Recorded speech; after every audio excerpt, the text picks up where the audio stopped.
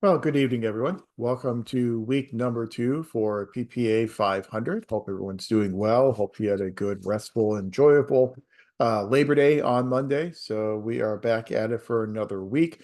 Thank you for your introductory posts. I've gone through and read all of those. Again, those posts are ungraded, so there won't be any grades assigned for that. But it was just a good way for me to get to know a little bit more about you. And I really do appreciate your willingness to share some information about yourself, not only with me, but also with your classmates. Because as you move through the MPA program, the folks you're in this class with, you're probably going to see again in some of your future classes. So it's good to kind of build that rapport with other folks in the class. So thank you for that. Looking ahead at what we have coming due next week. Next Wednesday, you have 2 assignments that are due. You have Canvas essay number 1. And for Canvas essay number 1, you'll be looking at Federalist Paper number 10, written by James Madison, in which Madison talks about sometimes the negative impacts of factions in a democratic society. And we'll go over Federalist number 10 as we go through our material on American government tonight. But for that discussion post, what you'll be doing is, based upon your reading of Federalist number 10, you'll be answering the question: if you feel that our society today is more factionalized than it was back in Madison's time, and then provide some examples to support your answer. And then what would you do to try and deal with some of the negative impacts of factionalization? So you'll be giving that initial response to that prompt in Canvas essay number 1, and then you will also be responding to the post of 2 of your classmates. So for next Wednesday, you'll have a total of 3 posts in Canvas essay number 1. As we had discussed last week, for these Canvas essays, you can be very concise and parsimonious. Usually a couple of paragraphs will be enough to suffice for your response to my initial prompt. And then for your responses to 2 classmates, a few sentences, a paragraph or so for each would certainly be good enough. If you could, even though all 3 of these posts are going to be due by midnight next Wednesday, it is always helpful if you can post your initial response earlier than that, just so people have something to respond to, so we're not all just rushing next Wednesday to do all 3 of our posts. And so if you can post your initial post a little bit earlier, that would be very much appreciated. And then all 3 posts would then have to be done by midnight next Wednesday. So that's Canvas essay number 1. And again, we'll talk Federalist Paper number 10 tonight. And so you'll have a really good background on Federalist number 10 and have the information you need to then respond to that discussion prompt. Then also by midnight next Wednesday, you have this initial skills self-assessment that we presented in our first class session last week. So the 3-part initial skills self-assessment. The first part, we're just doing this ordinal ranking of how much you know about each of those skill areas in the MPA program from 1 to 5, 1 being the least knowledge, 5 being the most knowledge. Then the second section, just giving a sentence or 2 about your practical experience in the 5 core areas of the program: budgeting, human resource management, organization theory, policy analysis, and research methods. And then the third part of the initial skills self-assessment, what you hope to get out of your enrollment in the MPA program. If you are in this course but not in the MPA program, then for that third section, the initial skills self-assessment, what do you hope to get out of this course, since you're just taking this course and you're not taking the other courses in the MPA program? No right or wrong answers. It is truly just a self-assessment of your skills as you are entering this course in the MPA program. Tia, go ahead. Hello. I just wanted to ask, are we supposed to be copying and pasting the document that is in Canvas and filling it out online, or can we print it and, answer the questions written and then scan it back? Whatever's most convenient for you, whatever you find convenient. A lot of people just download the initial skills self-assessment and then just put their answers directly into that document and then upload that document. If you want to print it and scan it, that's okay as well. So either way that works for you is fine with me. Okay, thank you. Sure, absolutely. So that's what we have coming up due next Wednesday, those 2 assignments. And last week we spent a lot of time talking about not just the course, but we also talked about the MPA program, some of the policies and some of the requirements in the MPA program. So you've had a week now to digest that information as well as the information about the course requirements. So does anyone have any questions that may have occurred between last class session and tonight about either the course or the MPA program and its requirements?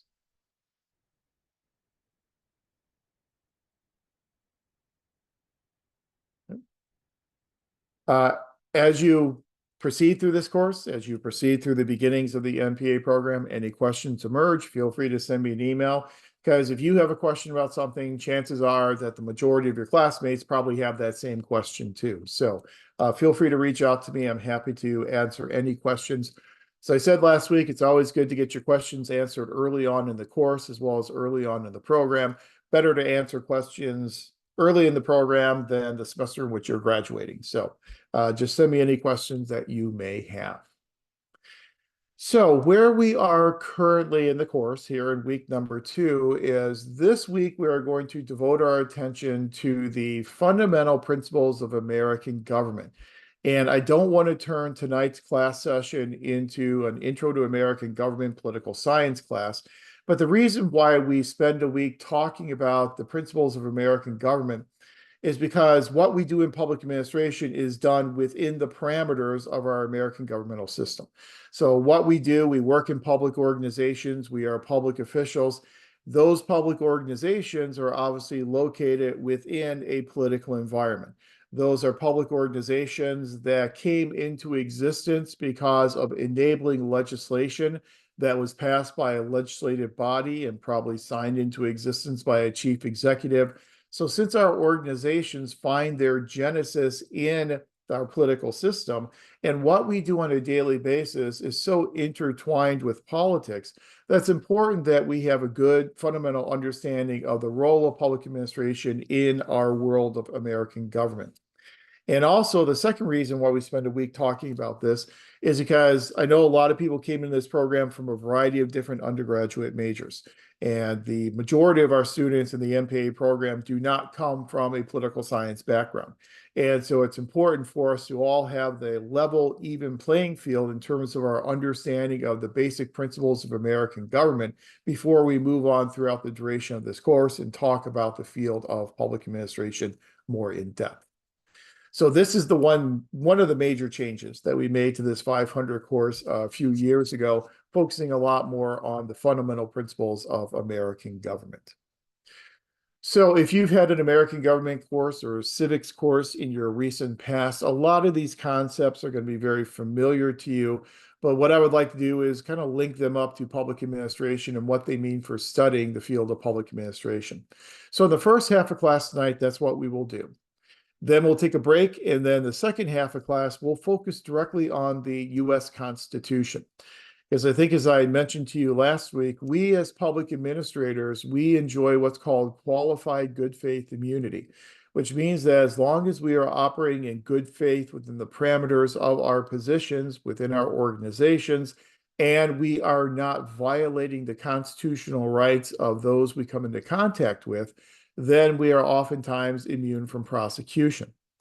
However, if we are acting outside of the parameters of our job, or if we are willingly, intentionally, or sometimes even unintentionally violating the constitutional rights of people we come into contact with, that's where there can be some legal jeopardy. So to maintain this qualified good faith immunity, we as administrators need to understand what those constitutional protections are and then endeavor not to violate those protections. So that's why in the second half of class tonight, we'll spend our time going through the Constitution, 7 articles, 27 amendments, but we're going to spend more time and pay particular attention to things like the Bill of Rights and those first 10 amendments that really provide for us as citizens those protections against governmental action. And so second half of class will be Constitution, first half of class, the basic principles and ideas of American government as they pertain to public administration. So without further ado, let's jump into a primer, or if you're from political science, a refresher on some of the basic concepts of American government. So we know that our system of American government, as it was framed by the framers, is really based upon this idea of the limitation of governmental power. And as we go through our discussion tonight, you're going to notice I oftentimes I don't refer to the framers of the Constitution as founders. I refer to them as the framers because they are the ones who really framed the issues within the Constitution that we still live within and under today. So I'll refer to them as the framers. So when the framers were forming this new government and writing this new constitution, they had a couple of different influences that were pulling them in different directions. One influence they had was from their experience toiling under a monarchy. So they knew what it was like as colonists living under the monarchy of Great Britain. They knew about how the monarchy was controlling most of the aspects of their lives. They had very little decision-making authority. So they knew what a centralized government meant. Then on the other side of the equation, they had this other force of fragmentation, in that in the British colonies, you had all these different colonies that oftentimes took different approaches to how they did their daily business. In some of the colonies, you had situations where you had a different type of currency that was being used as compared to other colonies, different ways in which people would participate in their own governance. And so you had a lot of fragmentation among the colonies, but you had a lot of centralization in terms of the amount of control from England. So those are kind of the two influences and the pressures that the framers had to try and balance in putting together this new government. I think it really was the influence of the monarchy and the negative experience that the colonists had with the monarchy that really led them to place a premium on trying to limit the power of government. And so the way in which we limit the power of government in our system is through these two basic pillars of separation of powers and American federalism. Separation of powers is this horizontal distribution of power across a legislature, an executive, and a judiciary. And then federalism is the vertical separation of power between national and state governments. So in terms of separation of power, this is what Alexander Hamilton in Federalist Paper number 28 referred to as the need to balance ambition against ambition. So to try and combat against an overly ambitious chief executive, an overly ambitious president, that president must share power with Congress and must share power with the Supreme Court. So you can balance the ambition of one branch against the ambition of another branch. And as you look at the pictures on your screen, the middle picture to represent the presidency, that's President James K. Polk. And I put Polk on there just because it's a nice corollary to what we're experiencing currently. And that, as we all know, the current president, President Biden, decided not to run for re-election. He's stepping away after one term in office. It's a similar type of thing that Polk did during his time in office in the 1840s. He served 4 years in office and did not seek a second term. He didn't seek a second term for a variety of reasons. One of the main reasons is he really felt that he had accomplished everything that was on his agenda. So the reasoning is a little different than the Biden reasoning, but kind of a nice corollary there for a president who only served one term and willingly served one term. That is very unusual. Typically, presidents will always seek a second term in office. It's very unusual to have a president step away after one term. And if you're really interested in James Polk and you want to know more about him, I'm going to date myself here by saying this, but there's a band, They Might Be Giants. You probably heard of them. They actually have a song called James K. Polk. And so if you want to learn more about James K. Polk, you can always listen to that song. But that's who that is in the center of the screen. So a horizontal separation of powers across the branches, and then a vertical separation of power between different levels of government. Now, when we talk about this idea of federalism, constitutional federalism refers to the distribution of power between two levels of government, the national government and state governments. There is no mention, there are no provisions for local governments in the federal constitution. The only protection that local governments typically get will be protections that are given to them by their state governments. There is a maxim in American federalism known as Dillon's rule. And Dillon's rule is named after the Iowa judge who came up with this rule back in the 1800s. And Dillon's rule says that local governments are creatures of the state, meaning that state governments create local governments, they empower local governments, they decide what local governments can and cannot do. And the extension of this argument that local governments are creatures of the state is that the state can actually destroy local governments. They can take local governments out of existence if they so choose. That sounds a little extreme, but that's something that has been discussed in the California state legislature recently for a couple of incorporated cities. One example is Vernon.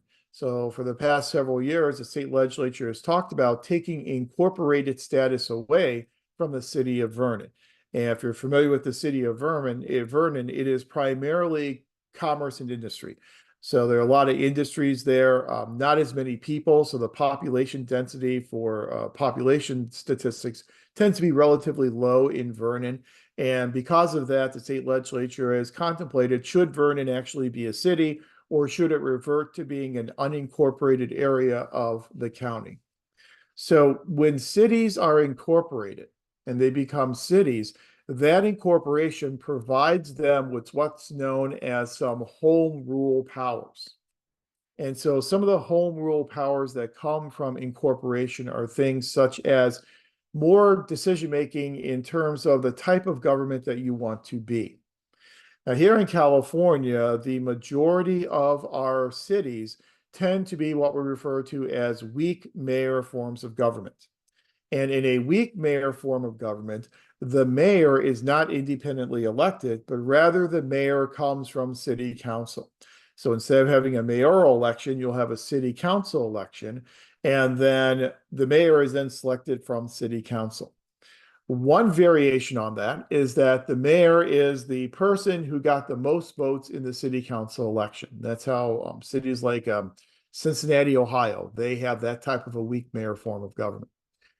Here in California, our weak mayor form of government tends to be a rotational type of selection, in that every year a different member of city council becomes mayor, and then someone becomes mayor pro tem. And then once that person leaves, that person and mayor leaves, then the mayor pro tem then steps in as mayor.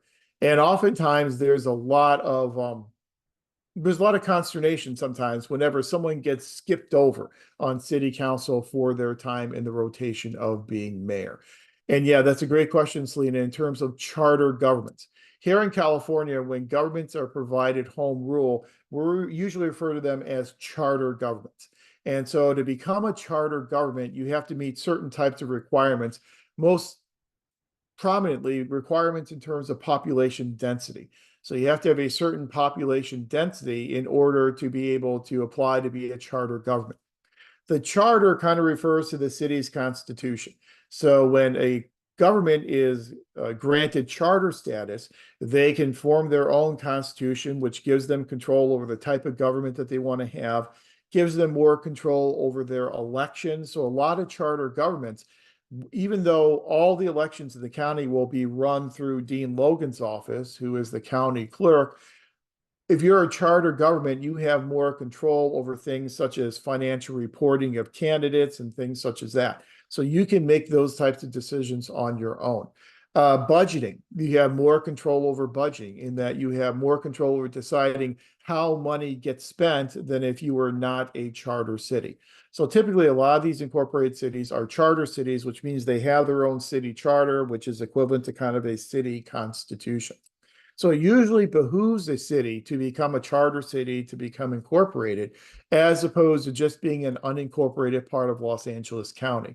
If you are in an unincorporated part of Los Angeles County, those unincorporated areas are then under the auspices of the Los Angeles County Board of Supervisors. So we have 5 supervisors on the Board of Supervisors.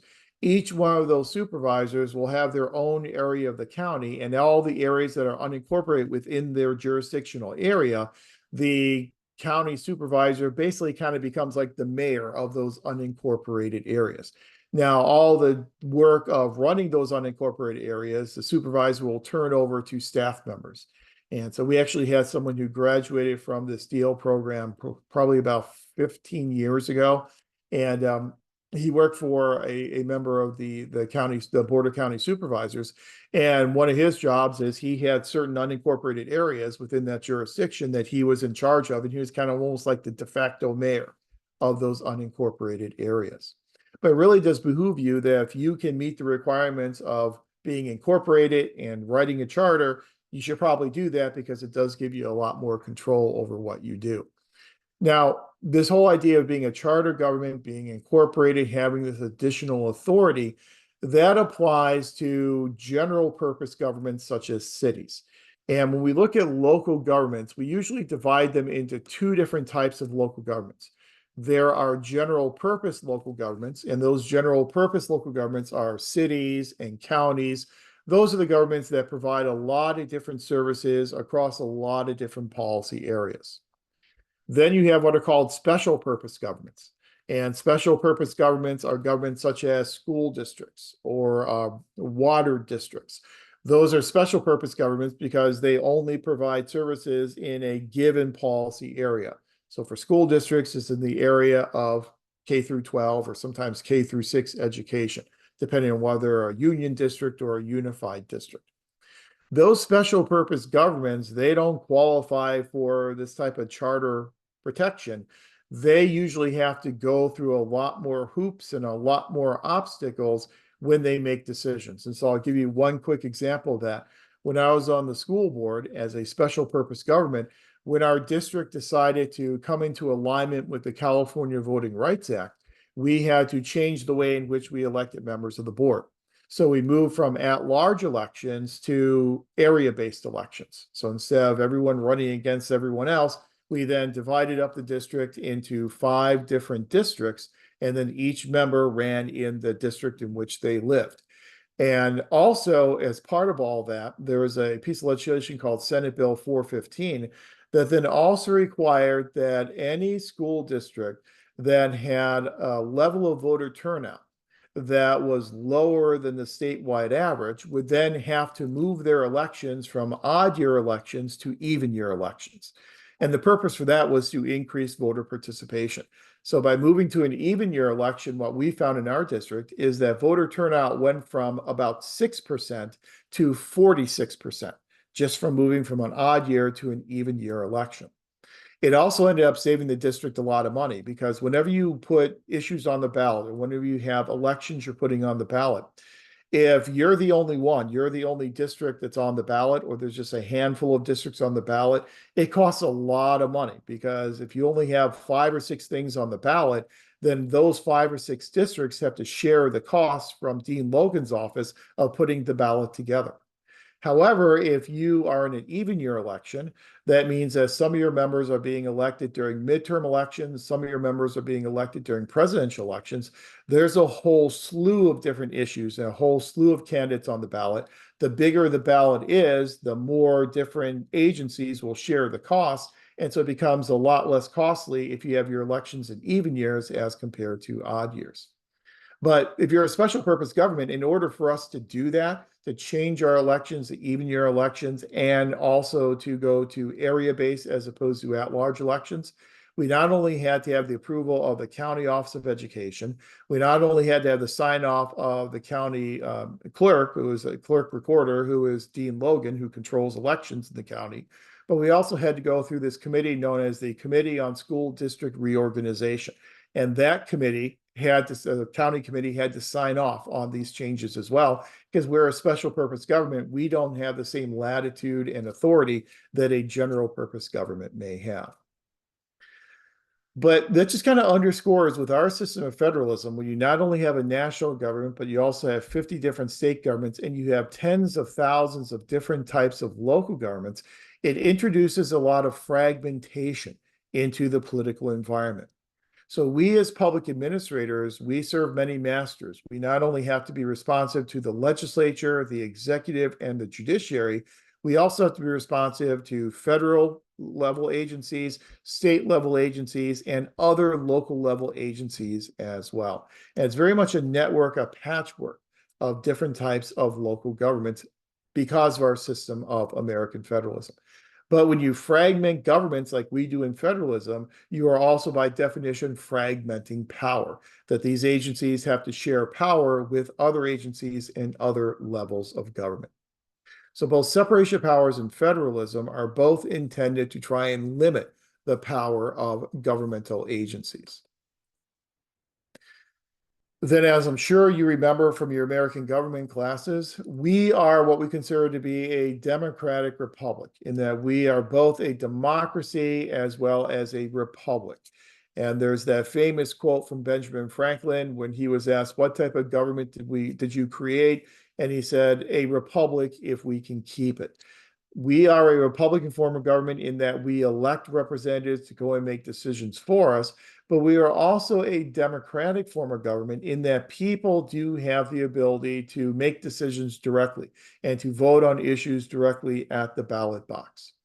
So in a democracy, people directly make decisions. In a republic, people elect people to then go to Washington, D.C. or Sacramento or your local city council to make those decisions for you. And we combine both of those elements into our type of government. Now, the interesting thing about having so much fragmentation as we have in our system of government, different states have different gradations of democracy. Some states have more elements of a direct democracy than other states will have. Since we live here in California, we know that here in California, we have a lot of different elements of a direct democracy, a lot of different opportunities, if you will, in order to participate in our own self-determination and decision-making at the ballot box. And a couple of those provisions that we have here in California are initiatives and then referenda. Initiatives and referenda will put issues directly on the ballot, and then voters can vote on those issues directly instead of having your elected officials in Sacramento make those types of decisions. The initiative process here in California has been used very frequently, and it's been used for a variety of reasons. Sometimes we've used it to lower taxes, as with the Proposition 13 initiative back in 1978, which was a constitutional amendment. Sometimes we use it to make fundamental changes and substantive changes to laws or introduce new laws onto the books. Lots of different reasons why initiatives are used. Typically, with the initiative process, you will have a group of citizens who will gather signatures on a petition. And if you can get enough signatures on your petition, then you can qualify that issue for the ballot. And that's oftentimes these propositions that we see.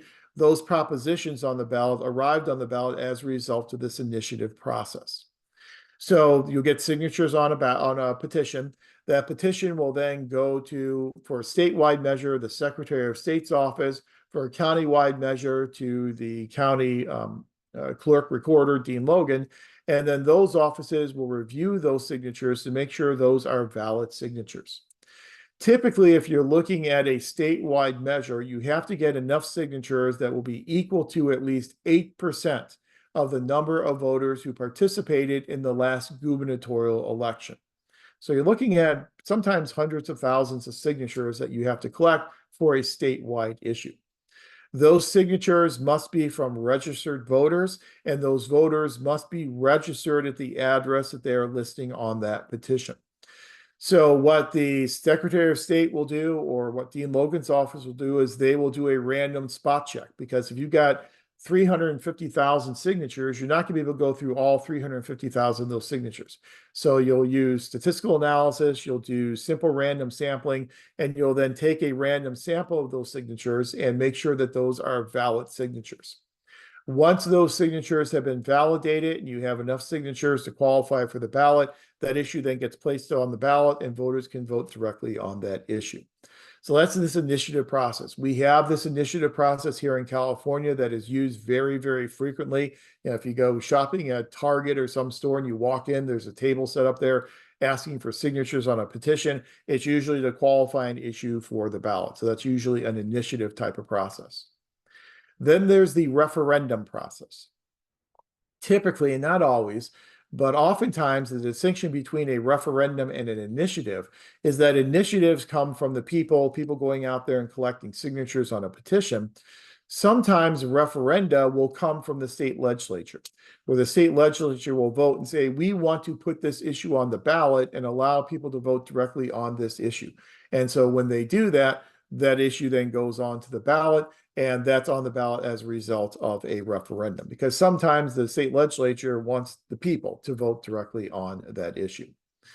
Initiatives and referenda can both then result in constitutional amendments. And we do that a lot here in California, where we amend the Constitution frequently. We have amended the California Constitution well over 500 times. Contrast that to 27 amendments in the federal Constitution, 10 of those 27 amendments that all came at once. So we're much more likely to amend the California Constitution because it's much easier to do that because of this initiative and referendum process. And we'll talk more about some of the differences between the federal Constitution and the California Constitution in a few minutes. But it is important to know we are not a true full democracy. We are a democratic republic. We combine both of those concepts into our system of American government. So what in our system of American government, because we have, give me 1 second, please. Let me just pause this.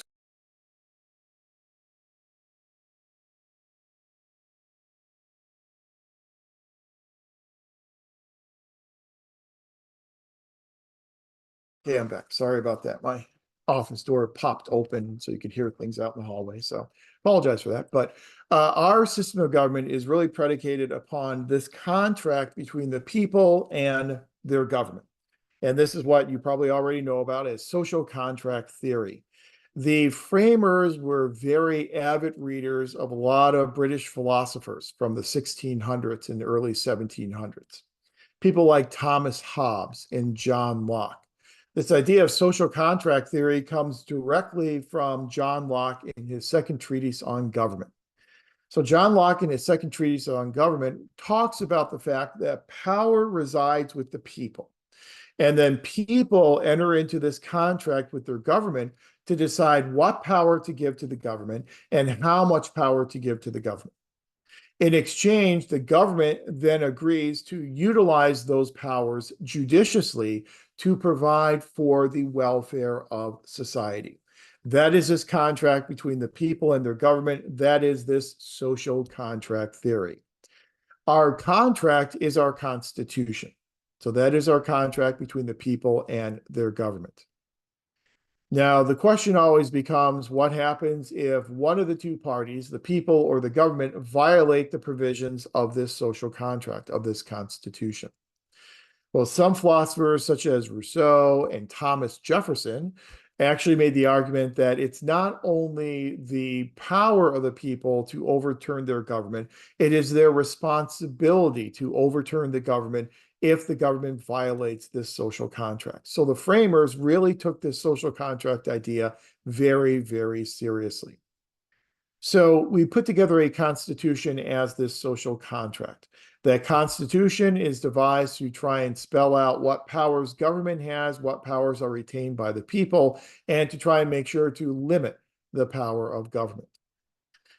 Our first constitution that we had in this country, the Articles of Confederation. And I provided a link to you on our Canvas site to go through and take a quick look at the Articles of Confederation.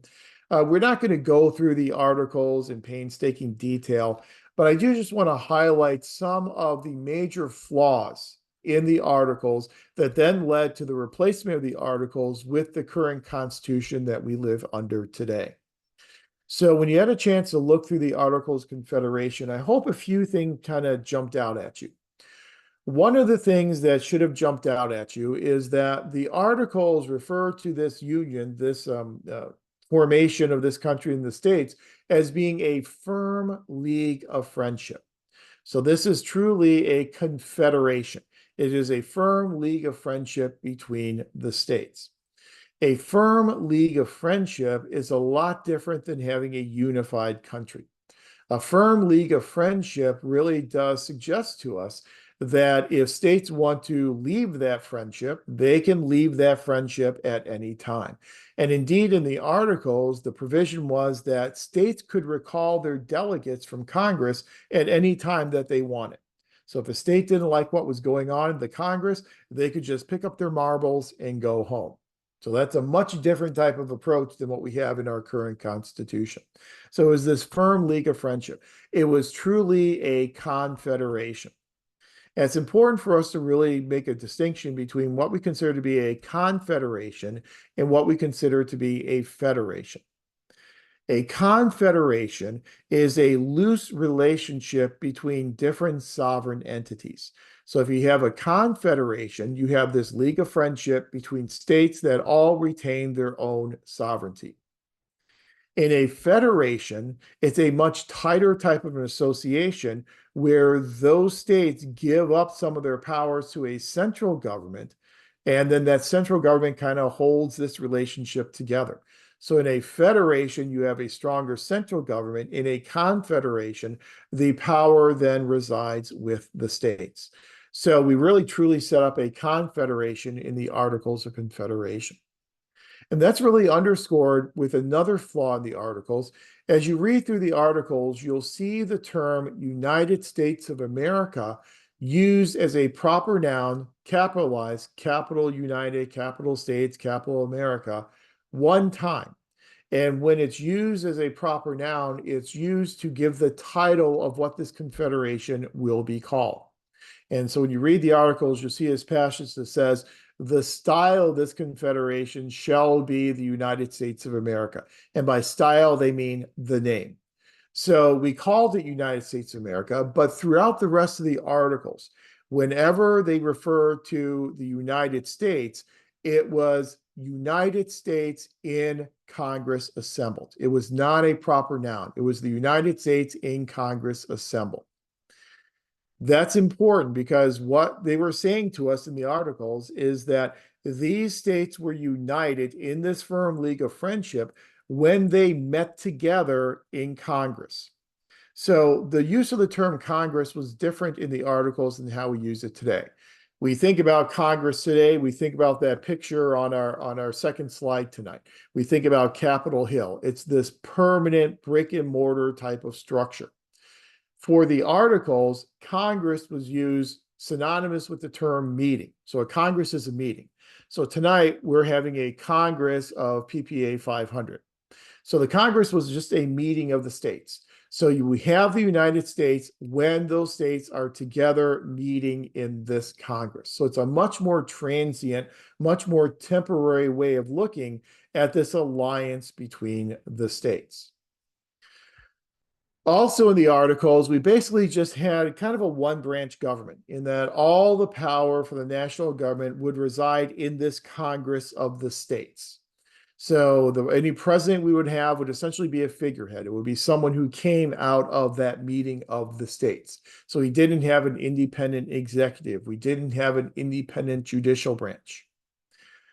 Also, we had a situation where if we ever wanted to change the Articles of Confederation, in order to make amendments to the Articles, we had to get a unanimous vote of all 13 states. Now, you can imagine how difficult it is to get a unanimous vote of all 13 states to make changes to your social contract. And it really became next to impossible to amend the Articles.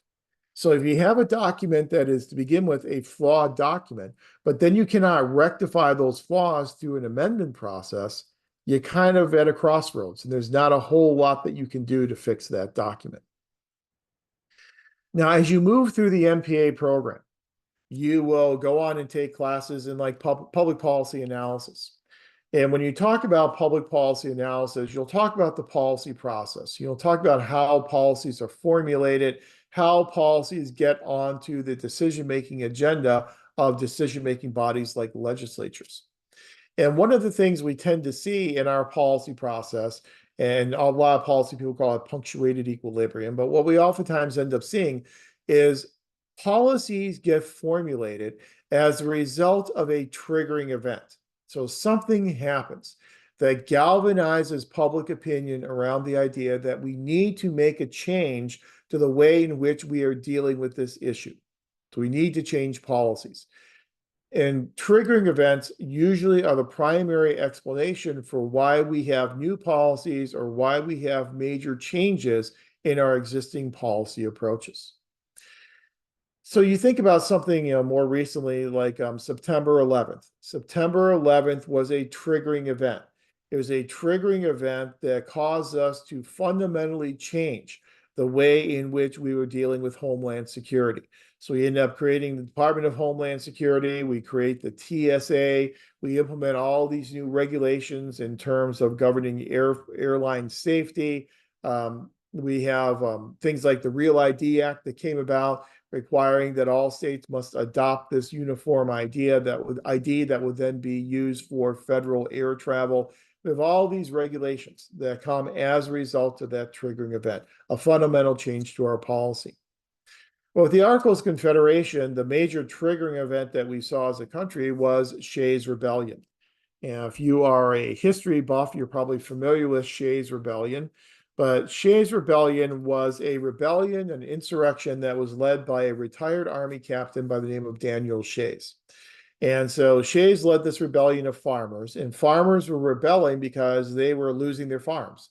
They did not have the money to keep their farms going. They weren't able to get loans from banks. They were really going out of business very, very quickly. And so he led these farmers in this insurrection in the state of Massachusetts. And to be quite honest, there were actually multiple rebellions. It wasn't just this one rebellion led by Shay. There are multiple rebellions going on across the state. We just talked about Shays' Rebellion because it was the largest and it's the one that was led by a retired Army captain. So it kind of had a little bit more legitimacy than some of the other farmer insurrections. But the problem with Shays' Rebellion is that you had a retired Army captain leading this rebellion of farmers, and it was difficult for the state militia to put this rebellion down. Eventually, they put the rebellions down, but it took some while, and it created a lot of angst among the public when they said, if our militia has trouble putting down this insurrection of farmers, what's going to happen if we are attacked by another state or if we are attacked by a foreign nation? So there's a lot of concern that the Articles of Confederation did not create a strong enough national government and strong enough national defense. We didn't have a standing army. There was no authority for Congress to create that standing army. And so instead, we were relying upon individual state militias. So because of Shays' Rebellion, a lot of people started talking about the need to amend the Articles. Well, if you need to have a unanimous vote of all the states to amend the Articles, then the way you would have to do that would be through a constitutional convention. Bring representatives from all the states together into this convention and then formulate the amendments to amend the Articles. Well, what happened at the Constitutional Convention is instead of actually just amending the articles, we ended up actually throwing the articles out and completely replacing them with this brand new Constitution, this Constitution that we currently live under today. So it's kind of instructive to talk a little bit about that convention and to talk about how that process came about. How did we go from just amending the articles to actually completely replacing them with a brand new Constitution? Well, as we'll talk about in the next slide, one of the things that we saw at the Constitutional Convention is we had a split between factions, like James Madison told us in Federalist Number 10. One faction was a faction known as the Federalists, the other faction known as the Anti-Federalists. The Federalists wanted to create a much stronger, much more vibrant national government that not only had more control over national defense, but also had more control over things like regulating the economy. The Anti-Federalists believed in states' rights. They wanted to make sure that the states would remain sovereign and that the national government would not impede upon those rights and that sovereignty of those states. So Anti-Federalists believed in state power. Federalists believed in creating a stronger national government. What had happened is that a lot of those Federalists, led by people like James Madison, Alexander Hamilton, those Federalists arrived at the convention first, most prominently James Madison. So Madison and some of his Federalist friends arrived at the convention first before the Anti-Federalists like Sherman and others were able to get there. When you think about travel conditions at that time in the late 1700s, you didn't have paved roads. You were traveling by horse or horse-drawn carriage. Those carriages oftentimes got bogged down in those muddy roads, and so it would take you days and days and weeks just to get to the convention. And so by the time the Anti-Federalists got to the convention, Madison and the Federalists kind of had the ball rolling toward getting rid of the Articles and coming up with a brand new constitution that would create this much stronger national government. Also, another reason why the Articles got replaced with the Constitution is that Madison was very skillful rhetorically at getting the Anti-Federalists to admit that they wanted more out of a national government than they have originally been willing to admit. So the Anti-Federalists were willing to admit that they wanted the national government to provide more in terms of defense. They realized because of Shays' Rebellion, we needed stronger defense. We couldn't just rely upon each of these individual and sometimes understaffed state militias. So they were ready to admit that. However, Madison knew he could get them to admit they wanted more. When you think about the delegates at the Constitutional Convention, they all fit a certain profile. They were all white, they were all male, and they were all property owners. Those white male property owners in the late 1700s, those were the creditors. Those are the ones who provided the money to help fund the Revolutionary War. They had loaned this money out and they wanted to get those debts repaid. So what Madison was able to do is to convince the Anti-Federalists that this new national government created under this new constitution would be a vehicle that would help them get their money back and to get their debts repaid. There was a very famous historical text many, many years ago by a historian by the name of Charles Beard. As I talk about these things, I'm putting them in text chat. So hopefully you have your chat box open to get all that. But Charles Beard wrote this book called An Economic Interpretation of the Constitution. And in his economic interpretation of the Constitution, he argued that the delegates were there to advocate for their own individual economic self-interest, that they were the creditors, they were there to try and create a government in order to get their money back. Now, that argument and that economic interpretation of the Constitution really created a firestorm in the world of history. If historians can get angry about anything, they got angry about that. And so other historians pushed back on that and said, no, they were there for altruistic reasons. They weren't there for their own economic self-interest. And there's a whole argument in the world of history. Where the field kind of agreed upon is that they agreed that, yes, there was some economic interest among the delegates, but they weren't necessarily there for their own individual economic interests, but they were certainly there to promote the economic interests of the states that they were representing. So it's a more state-based economic interest. But once Madison was able to get the Anti-Federalists to agree that, yes, they had economic interests, and yes, they needed the national government to try and fulfill those economic interests. They needed a national government that could be more involved in the economy with the national treasury and things such as that. Once he was able to get them to admit to that, it was basically game over. And that was the death of the Articles of Confederation and then the replacement of the Articles with the new Constitution. Now, as we'll talk about again in a few minutes, the Constitution, when it came out of the Constitutional Convention, then had to be ratified by at least 9 out of 13 states. It would not go into effect until it was ratified by 9 out of 13 states. In order to get that ratification of 9 states done was a pretty quick and easy process. Within 2 years, 9 out of the 13 states ratified the Constitution in short order. The problem was that of those 9, New York was not included. So New York was still dragging its feet in ratifying this new Constitution. That was a serious problem because New York was the linchpin of all the trade in the colonies at that time. When you think about goods that were coming across the Atlantic Ocean from England and from France, they were flowing primarily first into the port of New York. And then from the port of New York, they would then go to the different states.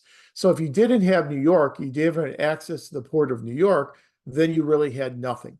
And the framers knew that. And so in order to get the citizens of New York and some of the Anti-Federalists to sign off on this Constitution, they did 2 things that we're familiar with. One thing they did is they added the first 10 amendments to the Constitution in the Bill of Rights. And just a little piece of trivia for you. The Bill of Rights essentially, or at least initially, was supposed to consist of 12 amendments instead of 10 amendments. Two of those 12 amendments did not get enough states to ratify them to become part of the Bill of Rights. The First and Second Amendment that we now know as the First and Second Amendment were actually supposed to be the Third and Fourth Amendment. The first two amendments to the Constitution did not get ratified, so did not become amendments. One amendment that did not get ratified was to limit the size of districts, House districts, to 50,000 inhabitants. Probably a good thing that didn't get ratified, because if you required House districts to be that small, then the resulting population in the House of Representatives would not be 435 representatives, but based upon today's population, we'd end up having over 4,300, something like 4,326 representatives. Now, we know how difficult it is to get a majority of 435 people to agree on legislation.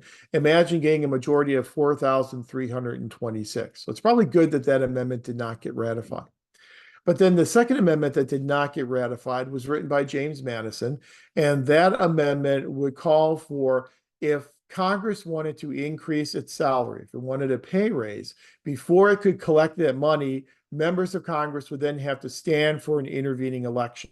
So the people would get to chime in on whether or not they wanted to keep these elected officials in office after they voted themselves a pay raise.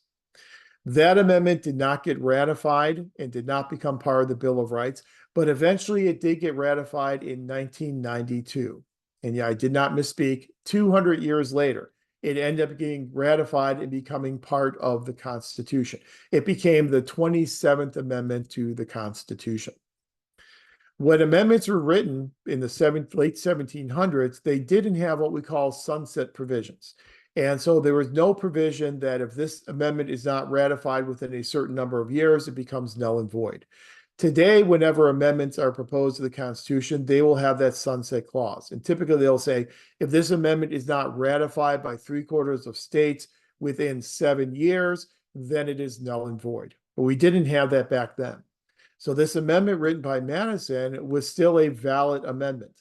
And so there's a student in Texas in the 1970s who wrote a term paper arguing that this was a valid amendment and could still be ratified. I think he got a C- or something like that on the paper. Undeterred, went out there, started this national movement to get the remaining states to ratify it, ended up getting ratified in 1992 and becoming the 27th Amendment to the Constitution.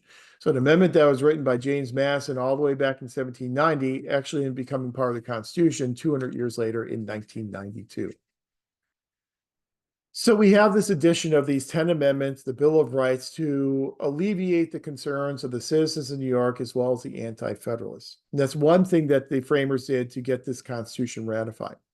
The second thing they did is James Madison, Alexander Hamilton, and John Jay wrote the Federalist Papers. And I'm sure in your American government class, undergraduate, you probably read some of those Federalist Papers. I have a link on our Canvas site that will take you to all 85 of the Federalist Papers. I've also pulled out separate links for Federalist Paper number 10, Federalist Paper number 39, and Federalist Paper number 51. But the purpose of these Federalist Papers was to try and convince people that the national government would not be too strong and they should not fear this new national government, and therefore they should ratify this new Constitution. So let's just quickly take a look at Federalist Papers number 10 and number 39. We're going to look at number 10 quickly because that is the subject for Canvas essay number 1, and then number 39 because I think it's a really good microcosm of the framers thinking about the purpose of the Constitution. So in Federalist Paper number 10, which I hope you've had a chance to take a look at, Madison talks about the problem associated with factions. And factions are these groups of people who share different ideas and different opinions. When you have a system of democracy where people have the opportunity to participate in their own governance, you're going to have a lot of different groups that form that have different, oftentimes counter opinions to each other.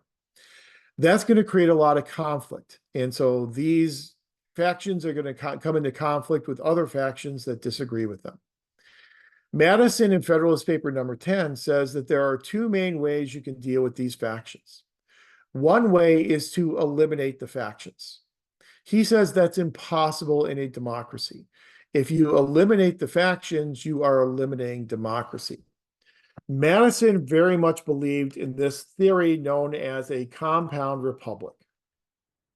A compound republic says that the most effective way of governing a nation is to have a very large jurisdiction that is comprised of a heterogeneous population, people who have different opinions. So you allow those factions to form, and then you balance them against each other. That was, no pun intended, a revolutionary idea at the time, in that the prevailing political philosophy was the best way to run a government is through a compact republic, where you govern a small jurisdiction and your population is very homogeneous in terms of their opinions and their desires. So Madison says we need a compound republic. In this compound republic, you're going to naturally have factions. If you eliminate factions, you eliminate democracy. So the second way that you can deal with factions is by controlling their effects, to balance one faction against another faction. I think that's what we try to do in our system, is we balance faction against faction. Now, you can certainly make an argument in your essay about how well we are doing it.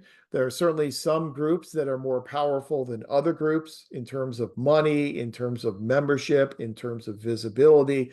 But by allowing all these groups to exist, those groups will balance against each other. So that's the best way to deal with factions, is to control their effects by balancing faction against faction.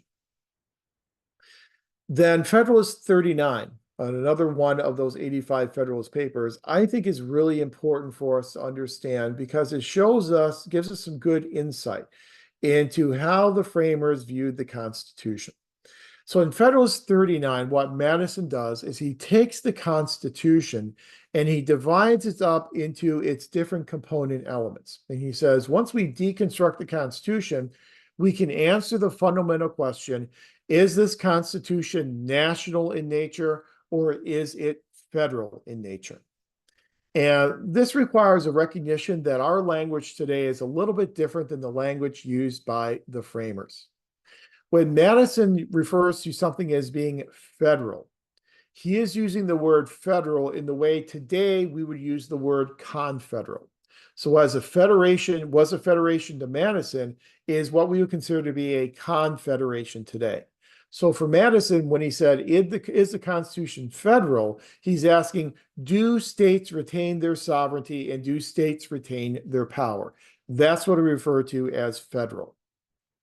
National, he referred to as a system where the national government would have the majority of the power. The locus of power will reside at the national level. So in convincing all these anti-federalists and citizens of New York not to fear this new Constitution, he basically makes the argument in Federalist number 39 that, number one, don't fear this new Constitution because it's very similar to the constitutions you currently have in your states. So he says, think about something like the terms for presidents. So presidents will serve 4-year terms under this new Constitution. Well, many of your states, you have governors that are serving 4-year terms. Sometimes they're serving 6-year terms. Sometimes they're serving 8-year terms. So you've actually empowered the executive more in your state constitution than we are empowering the president under this new Constitution. So he says, don't fear this. This Constitution is similar to what you already know in your given states. Then the second argument he makes is, let's look at the Constitution at its various components. So first off, let's ask the question, who formed this new union? Who formed this Constitution? Was this Constitution formed by individuals, or was it formed by states? Well, the delegates at the Constitutional Convention were delegates representing their states. So states formed this new union. This Constitution has to be ratified by 9 out of 13 states. So states are ratifying this Constitution.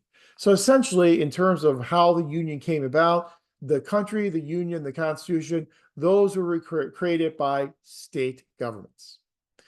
Now, at the time, that was a compelling argument, but that's an argument that kind of came back to bite us a little bit later on in the run-up to the Civil War, because that's what secessionists use to argue for secession. they would say, well, look, James Madison said it there in Federalist 39. He said the states created the Constitution. So if the states created the Union, then the states can choose to leave the Union. So that provided them their legal basis and rationale for seceding from the Union in the Civil War.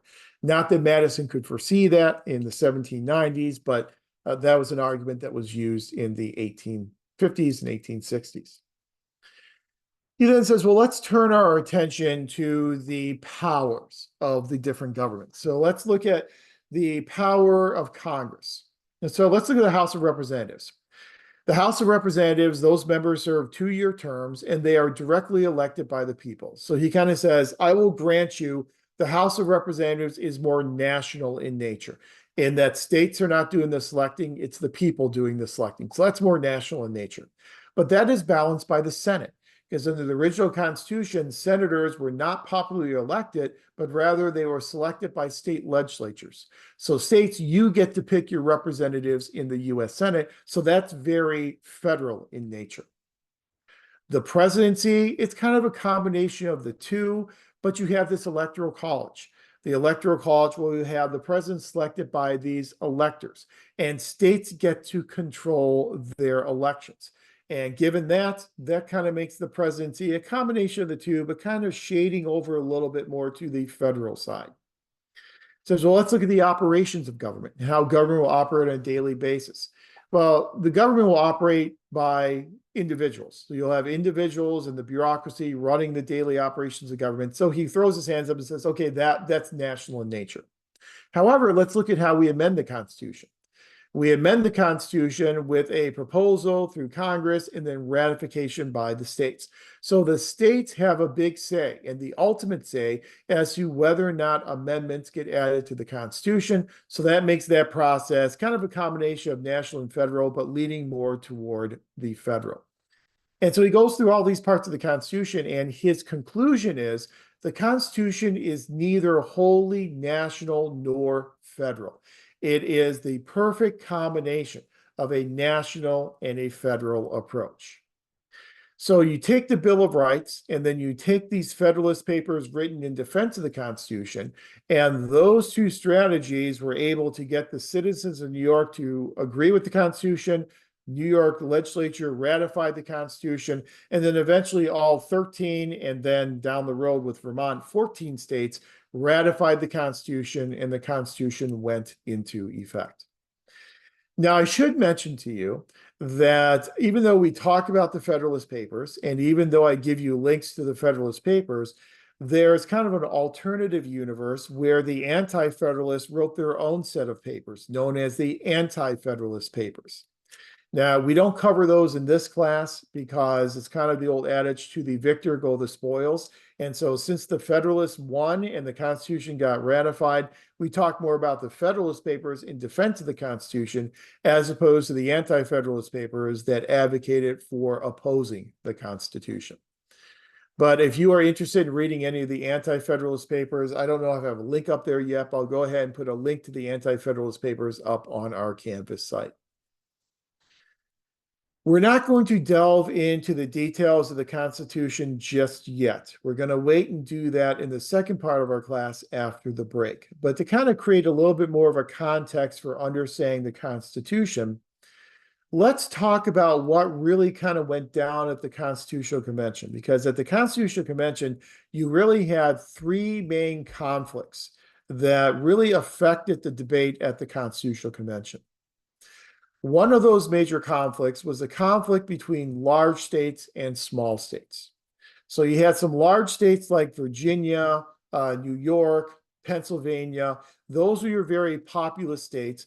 Those states wanted to have proportional representation in Congress because obviously with proportional representation, that's going to give them more power than if you had equal representation. So they wrote up the Virginia plan to call for proportional representation in Congress. Then you have the small state contingency, states like New Jersey. Then they came up with their New Jersey plan, which called for equal representation. The Great Compromise, the Connecticut Compromise, as we all know, was the creation of a bicameral legislature, House of Representatives based on proportional representation, a U.S. Senate based upon equal representation. House of Representatives that would be elected by the people, members of the Senate that would be selected by the state legislatures. So that's the compromise they came up with, which was a well-crafted and logical compromise to deal with this conflict between large and small states. Then your second major conflict was a conflict between slave and non-slave states. We know that we had a lot of southern states that were slave states in that their economy was really based upon the institution of slavery. They wanted the slavery continued. They wanted to see it expanded into the new territories, and they wanted to see the institution of slavery incorporated within the Constitution itself. Then you had others, representatives from non-slave states, along with, surprisingly enough, James Madison, who was actually from a slave state and who owned, at one time in his life, 100 slaves. And throughout the time of his life, he only freed one person of his 100 slaves. And he inherited all that through the plantation from his father. But he joined forces with Alexander Hamilton to fight against putting the institution of slavery into the Constitution. Because once you put something in a constitution, you freeze it. It then becomes cemented. It then becomes permanent. And in order to undo it, you would have to then amend the Constitution. Amending the national Constitution is exceedingly difficult. We've only done it 27 times, 10 of those times all at once in the Bill of Rights. So you don't want to cement things in the Constitution that you think you'll want to remove later on. So they were successful at keeping the institution of slavery out of the Constitution. However, I think where we certainly can make the argument that they failed miserably were in the other two compromises that they came up with to deal with this conflict. One of those compromises in Article 1 was the 3/5 compromise. 3/5 compromise that people who were enslaved would count for representation purposes equivalent to 3/5 of a free person. Fortunately, that is no longer part of the Constitution, but that was one of what we call the Faustian bargains, the deals with the devil that they came up with in order to try and get this Constitution ratified. And then the second compromise that they came up with, that again, we regret today, certainly, is the prohibition against banning the slave trade. So they put a prohibition in the Constitution against banning the slave trade until the year 1808. Obviously, southern states wanted to keep the slave trade going and expand the slave trade. Non-slave states and abolitionists wanted to get rid of the slave trade. So they punted the issue to a future generation and said no decision can be made about banning the slave trade until at least the year 1808. So whereas I think they skillfully handled the large state versus small state conflict, the compromises obviously were miserable failures in terms of dealing with the slave state and free state conflict. And the seeds that were sown with these compromises, we saw this continue throughout the 1800s. And so you're familiar with the Missouri Compromise, the Kansas-Nebraska Act, and how Congress continued through the years to try and put a Band-Aid on this issue of slavery until those Band-Aids would not hold anymore, and we ended up with secession, and then we ended up with the Civil War with the secession of South Carolina in 1861. And then the third main conflict we already talked about, the conflict between the Federalists and the Anti-Federalists. So some of the compromises that were built into the Constitution to try and deal with this conflict, we have things for the Federalists, such as the creation of the Supremacy Clause. So in Article 6 of the Constitution, the Federalists got language in the Constitution saying that the Constitution, laws, and treaties of the United States were the supreme law of the land. That if a state constitution or a state law came into conflict with the national law or constitution, the national level would win. A very strong pronouncement of national government power. So that's a nod to the Federalists. In Article 1, Section 8, at the end of Article 1, Section 8, we have the elastic clause, the necessary and proper clause, that Congress shall make all laws necessary and proper for carrying into execution the foregoing powers and all other powers vested in it by the Constitution. Essentially, the elastic clause says that Congress can do anything it deems necessary to carry out all of its enumerated powers in Article 1, Section 8. Another strong proclamation of congressional national power. Then in other parts of the Constitution, we see countervailing arguments made. So in Article 1, Section 8, before the elastic clause, we have the enumeration of all the specific powers of Congress. Whenever you enumerate something, you are listing it. So the framers specifically listed all the powers of Congress. Congress can create post offices, they can declare war, they can coin money, they can regulate interstate commerce, and so on and so on. Those are all the specific powers that are given to Congress. The assumption there is if you are listing specific powers, all powers that are not enumerated, all powers that are not listed, then do not belong to Congress. And then we explicitly said that with the 10th Amendment to the Constitution. The Reserve Powers Amendment says that all powers that are not given to Congress nor deprived to the states are reserved for the states and or the people. So you've got some parts of the Constitution that argued the Federalist position of a strong, powerful national government, and then other parts of the Constitution that argue for state sovereignty and states retaining their power as compared to the national government. So the Constitution is really this series of compromises. Whenever you have a document that is a series of compromises, it means it's going to create some conflict in terms of interpretation. And this is what we do all the time is we argue about these compromises in the Constitution, and we argue about the interpretation of what these different elements of the Constitution really do mean. But we started our discussion tonight talking about the issue of constitutions being a contract that limit the power of government. But we haven't really delved much into this term power. I think we kind of all have a good working sense of what the term power means. But what I'd like to do is spend a few minutes talking about a little bit more of a nuanced definition of the word power. So when I say the word power to you, how would you define power? What is power?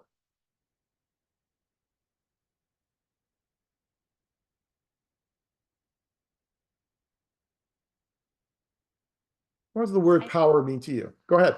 I think just in the most basic sense, like having strength, but also um in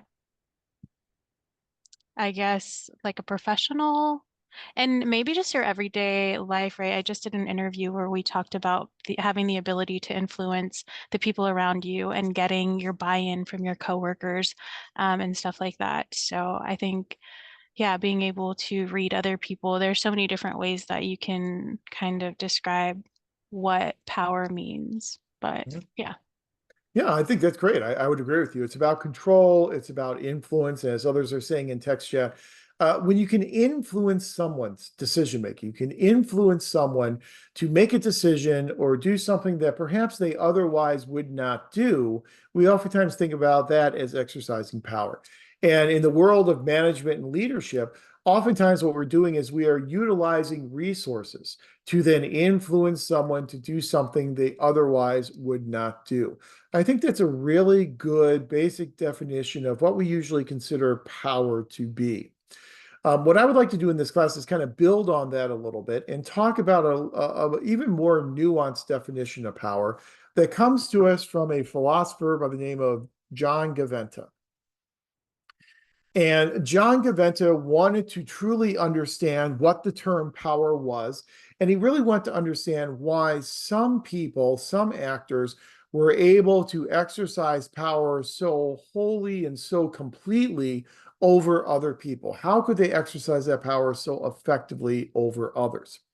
So he decided to do some case studies. And he thought if we do some case studies where power was being exercised, we could really kind of get a boots on the ground idea of the strategies that were being used in exercising that influence. So he decided what better place to look at the use of power than to look at a coal mining town. So he selected a coal mining town in eastern Kentucky and a coal mining town in Tennessee. And he decided, let's look at these coal mining towns and look at how the coal mine owners were exercising power, exercising influence over the coal miners. So what he found is in these towns, the coal mine owners were getting the coal miners to do things that were clearly not in accordance with their own self-interest. Coal miners were working 70 and 80-hour weeks. They were working in very dangerous mine conditions. And if you know anything about the world of coal mining, A mine is a dangerous place. You have mine collapses. You also have mine explosions. And when you're ever down in the mine and you are mining the rocks, whenever you're hitting them with a metal pickaxe, you are creating a spark. You're also releasing gas in the mine, and there's a buildup of gas. So whenever you have a buildup of gas and then you release a spark, ignition with the gas causes an explosion. So it's a very dangerous situation. There was a process at the time, and really there still is today, that's known as dusting of the mines. And so if they dust the mine, they can actually dust it with powder, and that will then tamp down the gases. And by tamping down the gases, you really greatly exponentially reduce the risk of explosion. There is a great case study in political science known as the blast at Centralia. And in that blast at Centralia case, it's a case of Centralia, Illinois, that talks about what led to this major explosion in the mine in Centralia, Illinois. And that mine actually is still burning today. And so if you actually go to Centralia, you'll see there's smoke coming up through the cracks in the ground because that mine is still on fire today. So it's a great case study in public administration, some of the exercise of power and why so many people died and were so negatively affected by that mine explosion. But the coal mine owners obviously didn't want to dust the mines because that cost money and that took time and that cut into their profit margin. So all the coal mine workers knew is that the mines were dangerous, they were not being dusted, but they really didn't know why there was no legislation requiring the dusting of mines. So they were working 78-hour weeks. They were working in very dangerous mine conditions. And many of them were not being paid with money. They were being paid with tokens. So the coal mine company would pay them with tokens. Those tokens could then only be redeemed in the general store in the city. And that general store was run by who? The coal mine company. That's what came to be known as the company store. So all those old songs saying, I owe my soul to the company store, because what you're being paid with, those tokens go directly back to the company through the company store. So all these things the coal miners were doing really kind of didn't match up very well with their own rational self-interest. And so Gaventa wanted to know why. So what he found is that there are three different types or three different what he called faces of power. The first face of power I refer to as overt power. Overt power, this first face of power, is the least dangerous type of power. It's the least dangerous type of power because both parties in the relationship know that power is being exercised. So when I used to teach on campus in the SPA building, I would always say, imagine a situation where you get your midterm assessment back from me. You don't like the grades you got on the midterm, so you push me out the window of the third floor. And that's an exercise of overt power. I know you're pushing me out the window. You know that you're pushing me out the window. Both parties know that influence is being exercised, thus making it the least dangerous type of power, unless you're the one falling out the window.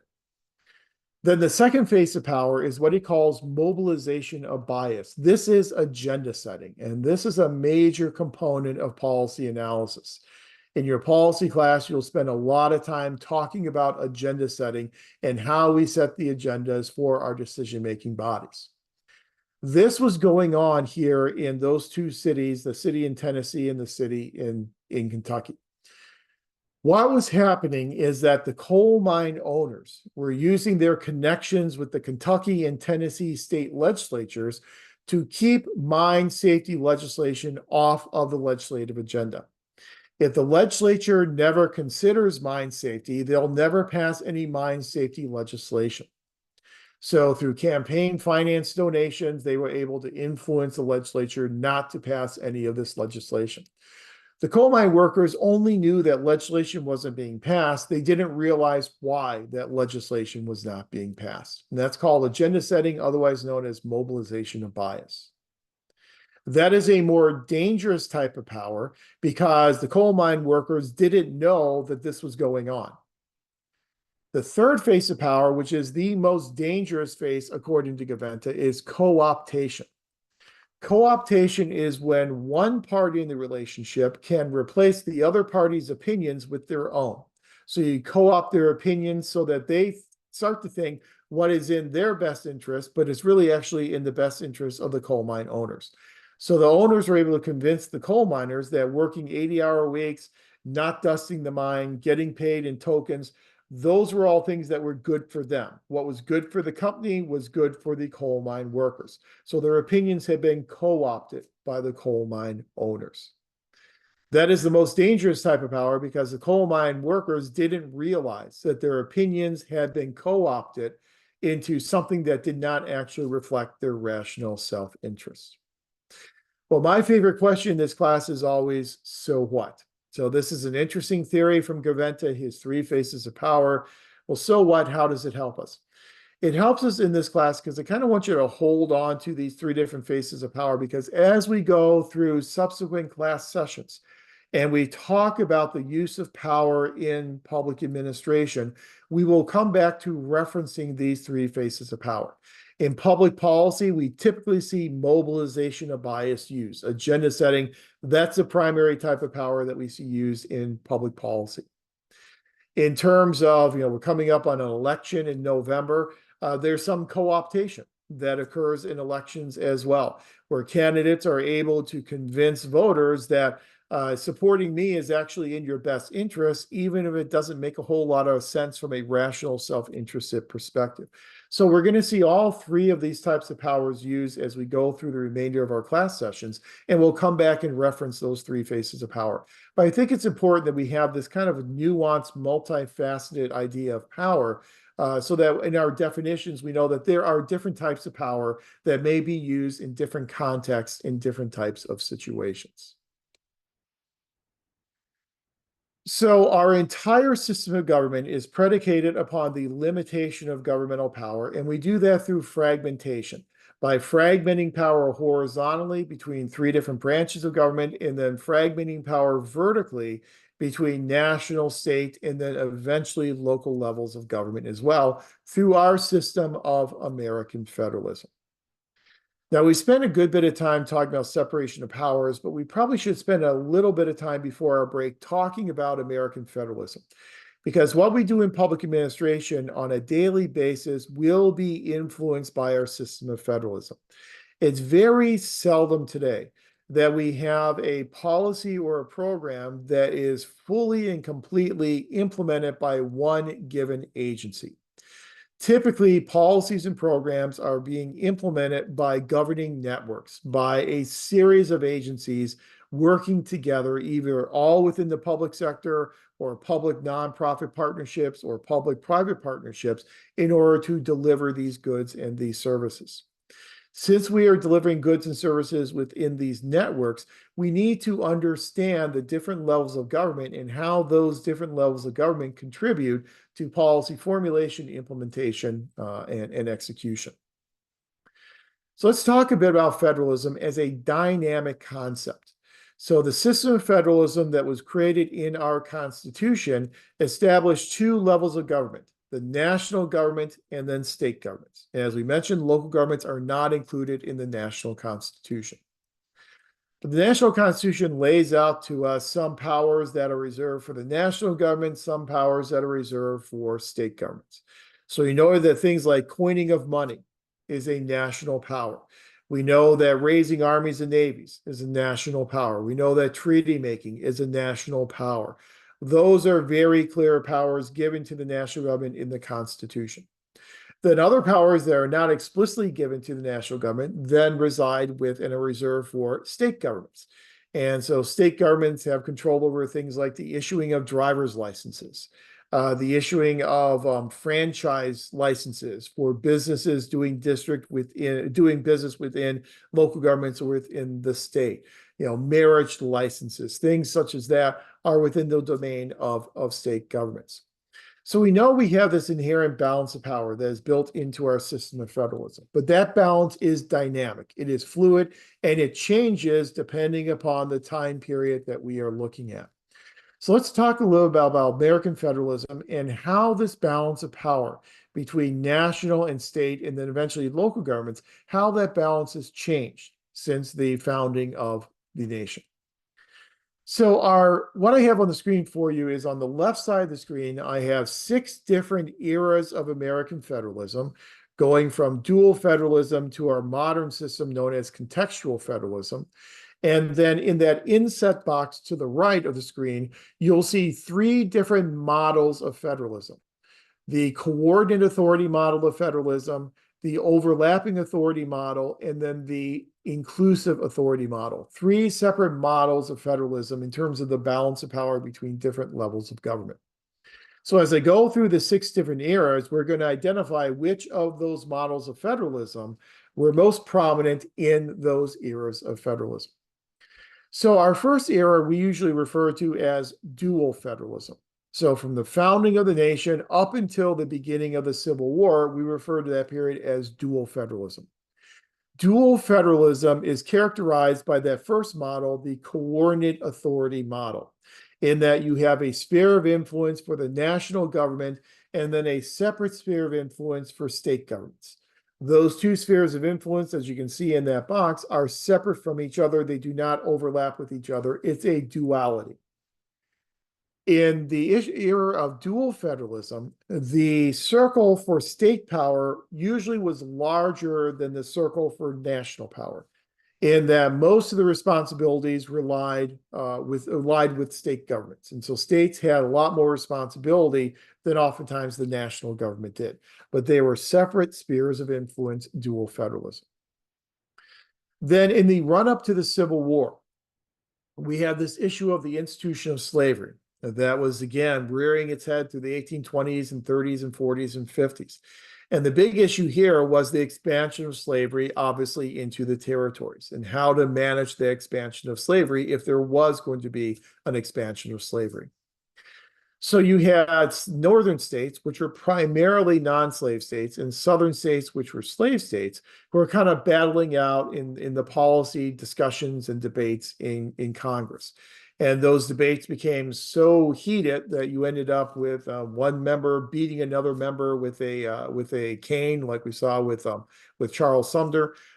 Very violent types of conflicts between members of Congress, and oftentimes over this issue of the expansion of slavery. The Congress was dominated at that time by northern states. And so southern states felt that northern states in Congress, they were using their majority in Congress to, what the southern states felt, erode the institution of slavery. And so they didn't like a lot of this legislation that was coming out of Congress. And so in order to try and stop this legislation, southern states started to engage in 3 different strategies. The first strategy they engaged in was what was called interposition. So in the 1840s and the 1850s, if they didn't like a bill coming out of Congress, what they would do is they would use all the resources they had at their disposal to slow down or stop the implementation of that legislation. They would interpose their resources between the legislation and the effective implementation of that legislation. Well, that can only get you so far and can only last so far when you have limited resources. So when interposition started to fail, they then moved to a second, more extreme strategy that was known as nullification. Nullification was when those southern states would see a bill, a piece of legislation coming out of Congress and say, we disagree with it, so therefore we're going to declare it to be null and void. It has no legal authority. We do not have to follow this piece of legislation. When nullification then failed, they then moved to the third and the most extreme strategy, which was secession. So we'll secede from the Union based upon the Madisonian argument in Federalist Paper number 39 that the states created the Union, so therefore the states can leave the Union. Once the Civil War ends and the Confederacy loses, you then have Reconstruction, where Congress then starts to impose more of its will on these southern states that were going through the Reconstruction process. And you still had this coordinate authority model of federalism after the Civil War, but you saw the national government start to take on more and more responsibilities. So in the next era after the Civil War, it's referred to as competitive federalism. So still separate spheres of influence, but the 2 levels of government are competing with each other. And the national government starts taking over some of those duties that were traditionally the role of state government.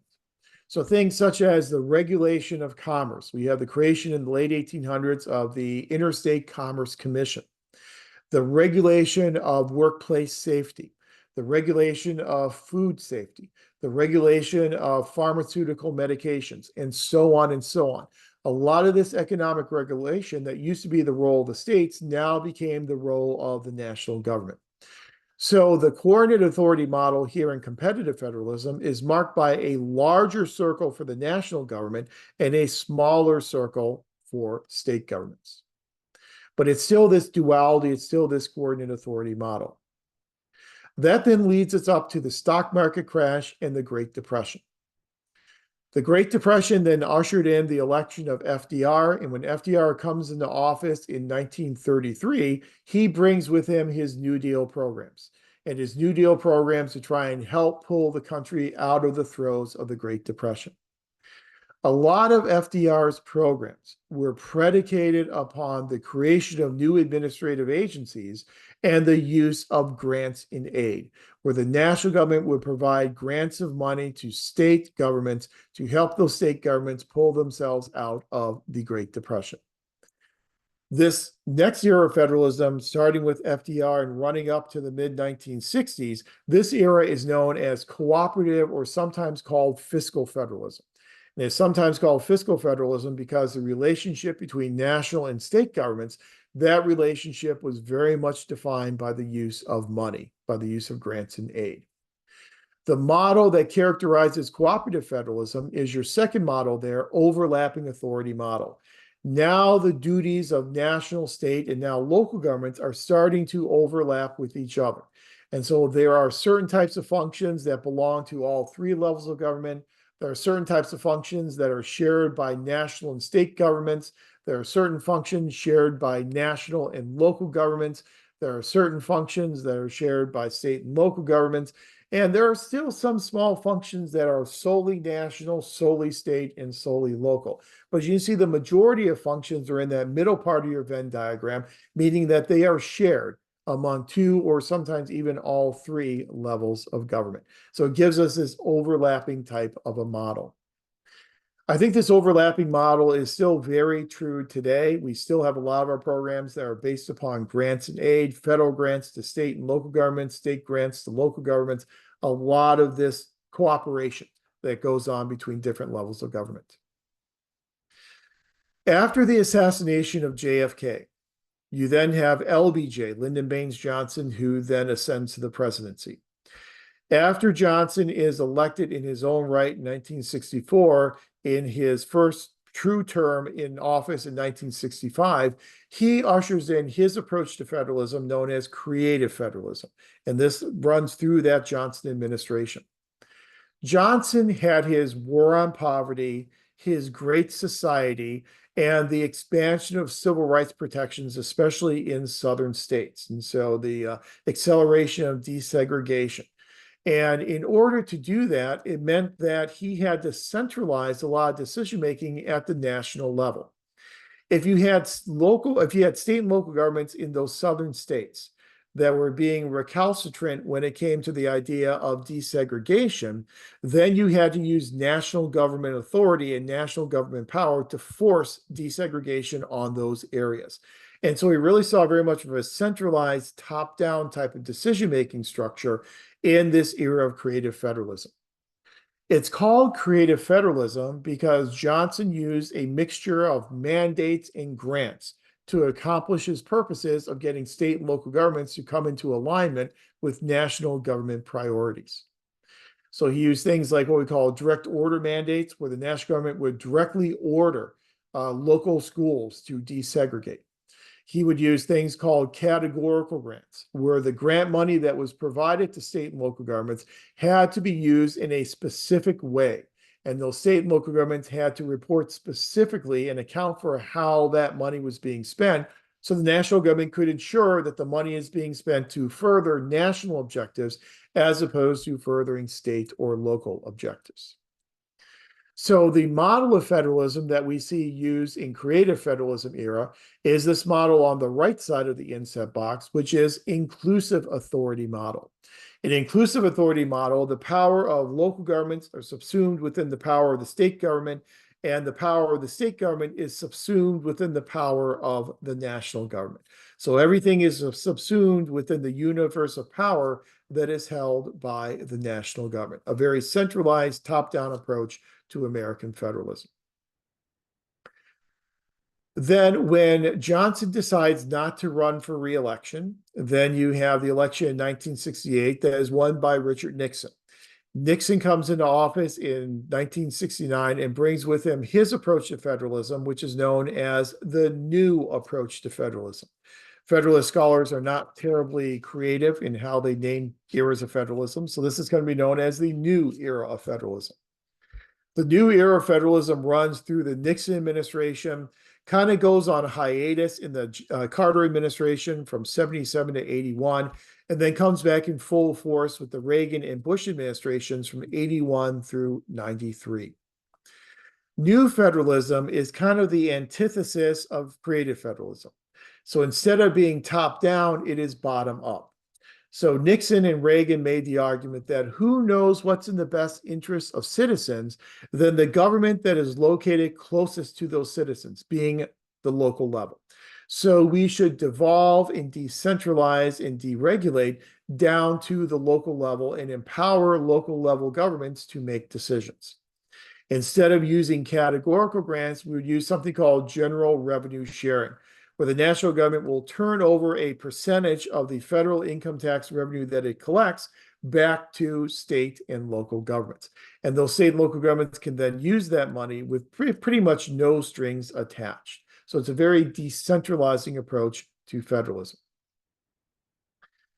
Then once we get into the Clinton administration in 1993, I think we really move into our modern era of federalism, which I like to refer to as contextual federalism. So the actual model of federalism that we use in contextual federalism will depend upon the context of the issue. In some instances, we are going to take a more coordinated authority approach. In other instances, we'll take a more cooperative overlapping approach. In other instances, we'll take a more centralizing inclusive authority approach. So the approach we take will depend upon the issue that we are dealing with. And you can see that across different administrations. For example, the Clinton administration. The Clinton administration signed off on welfare reform in 1996. Welfare reform was a reform to welfare that decentralized the process down to the state level of government and empowered state governments to make decisions about how they were going to move people from welfare to work. So it was a very much of a new federalism, bottom-up type of an approach. However, on a different issue, such as drunk driving, the Clinton administration wanted to impose a national 0.08 blood alcohol content level on every state. It couldn't do that constitutionally because there's no constitutional provision about blood alcohol content levels. So instead, what the Clinton administration did is it threatened states that if you do not adopt this national 0.08 blood alcohol content level for drunk driving, we are going to take highway funds away from you. And was successful at getting all states to come into compliance with a 0.08 blood alcohol content level. That is a very top-down centralizing type of an approach. So for that issue, it was more top-down creative federalism. For the issue of welfare reform, it was much more of a bottom-up Nixonian Reagan new approach to federalism. See the same thing, not to belabor it too much, with other administrations. The Bush administration, for the most part, focused on decentralization, unless it came to an issue like K through 12 education. And with the No Child Left Behind Act, they then established national standards and then held state and local governments accountable for achieving those national proficiency standards. So some issues decentralizing, some issues centralizing. That's why I think we call our modern era of federalism much more contextual in nature. For us as students of public administration and students of federalism, it means that it's much more difficult for us to study federalism in the contextual era. In the past, if you knew the ideology of the president, for example, so if you knew the president was a Democrat, you would anticipate a more centralizing approach sometimes. If you knew the person was a Republican, you might expect a more decentralizing approach. Now, instead of ideology, we have to look at the issue itself as opposed to ideology. So it makes it a much more complex and a much more nuanced way of studying federalism. But the important part of this entire protracted discussion of the 200-year development of American federalism is that as public administrators, how we act and who we interact with will depend upon the era of federalism that we are in and the issue that we are dealing with. So sometimes we're going to get policies and programs that are stipulated very clearly at the national level. And then our job is to follow those national guidelines, those national regulations. Sometimes we're going to have the opportunity as administrators to write some of those regulations ourselves and actually have a say in the formulation process for that issue or that policy. So to kind of wrap up what we've talked about here in the first part of class, I know we've gone a little bit long. I apologize for that, but the idea of what does this all mean? This so what question. What does it mean for public administration? Separation of powers, federalism, these two different principles from our system of American government. The primary thing is that we serve many masters. We have to serve the legislature because that's where our appropriations come from. The legislature has oversight power over us as administrators and as agencies, and so we have to respond to those oversight requests. We are a member of the executive branch, and so therefore we have to be responsive to the chief executive and the chief executive's appointees. And then our actions are also overseen by the judiciary as well.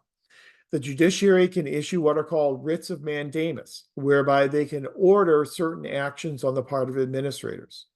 The judiciary can also issue things called structural remedies, where they can say to remedy this past constitutional violation, you and your agency must take certain specific types of actions.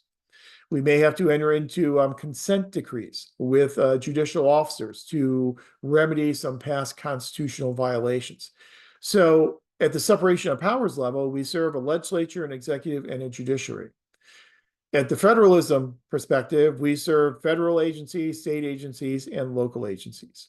When you serve federal, state, and local agencies, legislatures, executives, and judicial, you then have a lot of conflicting direction. You have directions that come from one that may conflict from the directions that come from another branch or another level of government.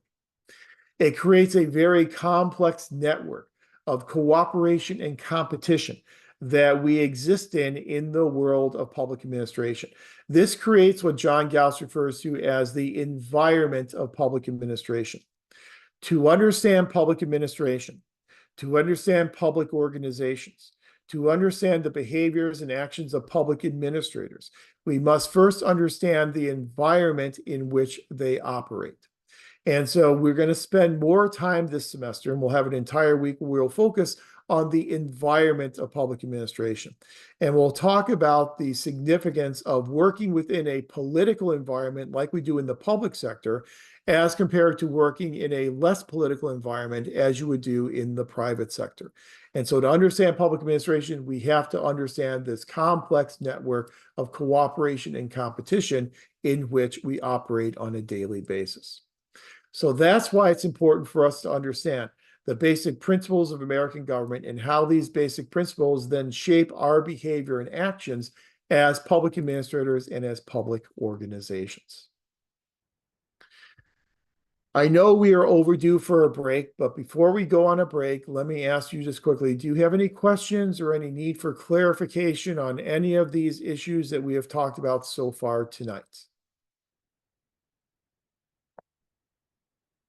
Okay. If not, I think we are very much due for a break. So let's take a break until 5:55, if that's okay. We'll kind of split the difference between a 10 and 15-minute break. Let's take a break until 5:55. We'll come back at 5:55, and then we'll switch gears and really get into coverage of the Constitution itself and talk about what the Constitution means for what we do daily as public administrators. So take a break, come on back at 5:55, and we'll get into the Constitution.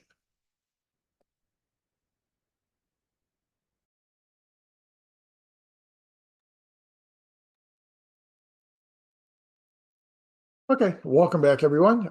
Hope that was an enjoyable, although very brief break. What I want to do in this part of course is this part of class is talk about the Constitution And I'm not going to go through the Constitution word for word or really pull it apart and dissect it. I hope that you've had a chance to look at it. If you haven't, I do recommend that you look at it in your leisure. What I really want to do as we go through the Constitution is just really highlight the impacts the Constitution has on public administration and our roles and our jobs as public administrators. So we know the Constitution is this series of compromises, compromises between large states and small states, compromises between slave states and free states, compromises most notably between Federalists and Anti-Federalists.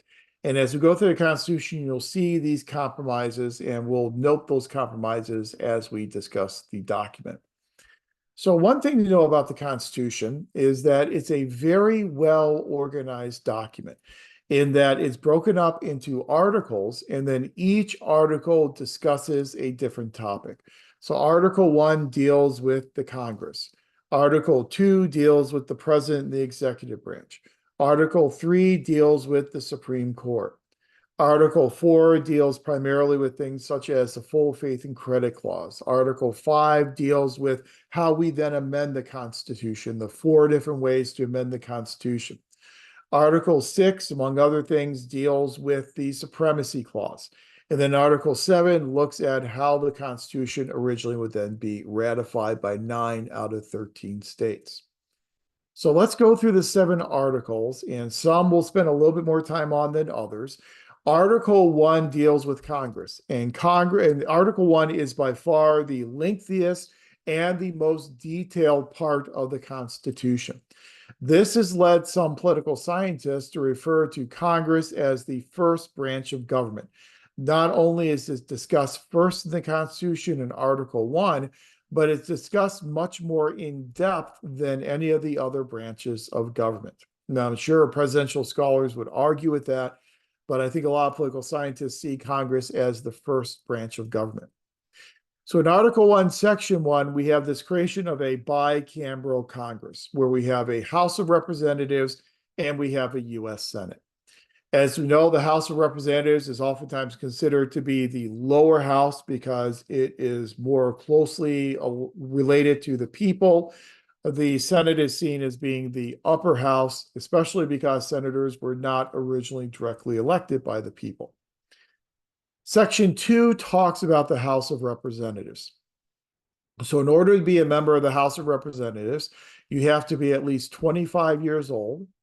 You have to have been a citizen of the United States for at least 7 years, and you have to live in the state that you are chosen from. So those are your requirements to be a member of the House of Representatives. Members of the House are elected directly by the people. The seats in the House of Representatives are allotted based upon proportional representation. And then the House of Representatives also, to serve in the House, you serve 2-year terms. So you have very short 2-year terms so that you're more accountable to the people. Those short-term 2-year terms basically mean that from the moment that you are elected, functionally you are running for re-election again. And so it can be very challenging with that really quick 2-year turnaround. The corollary to the House of Representatives here in California is the California State Assembly. The California State Assembly, as the lower house of the California State Legislature, consists of 80 seats, 80 seats, and members serve 2-year terms. And so you serve those short terms in the California Assembly. The California Assembly is dominated by the Democratic Party. So out of those 80 seats, 3/4 of those seats are held by Democrats. Contrast that to the 435 seats in the House of Representatives at the national level. In the House of Representatives, it's a very close Republican-Democratic split, so close that in November, the balance of power in the House is certainly going to be up for grabs. So those are kind of some of the similarities and differences between the House of Representatives and then the Assembly here in the state of California. You'll notice in Section 2 of Article 1, when we're talking about the House of Representatives, that last paragraph there that has brackets around it That's language that has been removed. And so two provisions in that paragraph. The first provision is what's called the apportionment clause. The apportionment clause originally said that taxes would be apportioned according to state population, so that states that had a larger population would pay more in their share of taxation than states with a smaller taxation. That was a nod to the small states in this large state, small state type of compromise. Then also here in this third paragraph, you then also have the 3/5 compromise.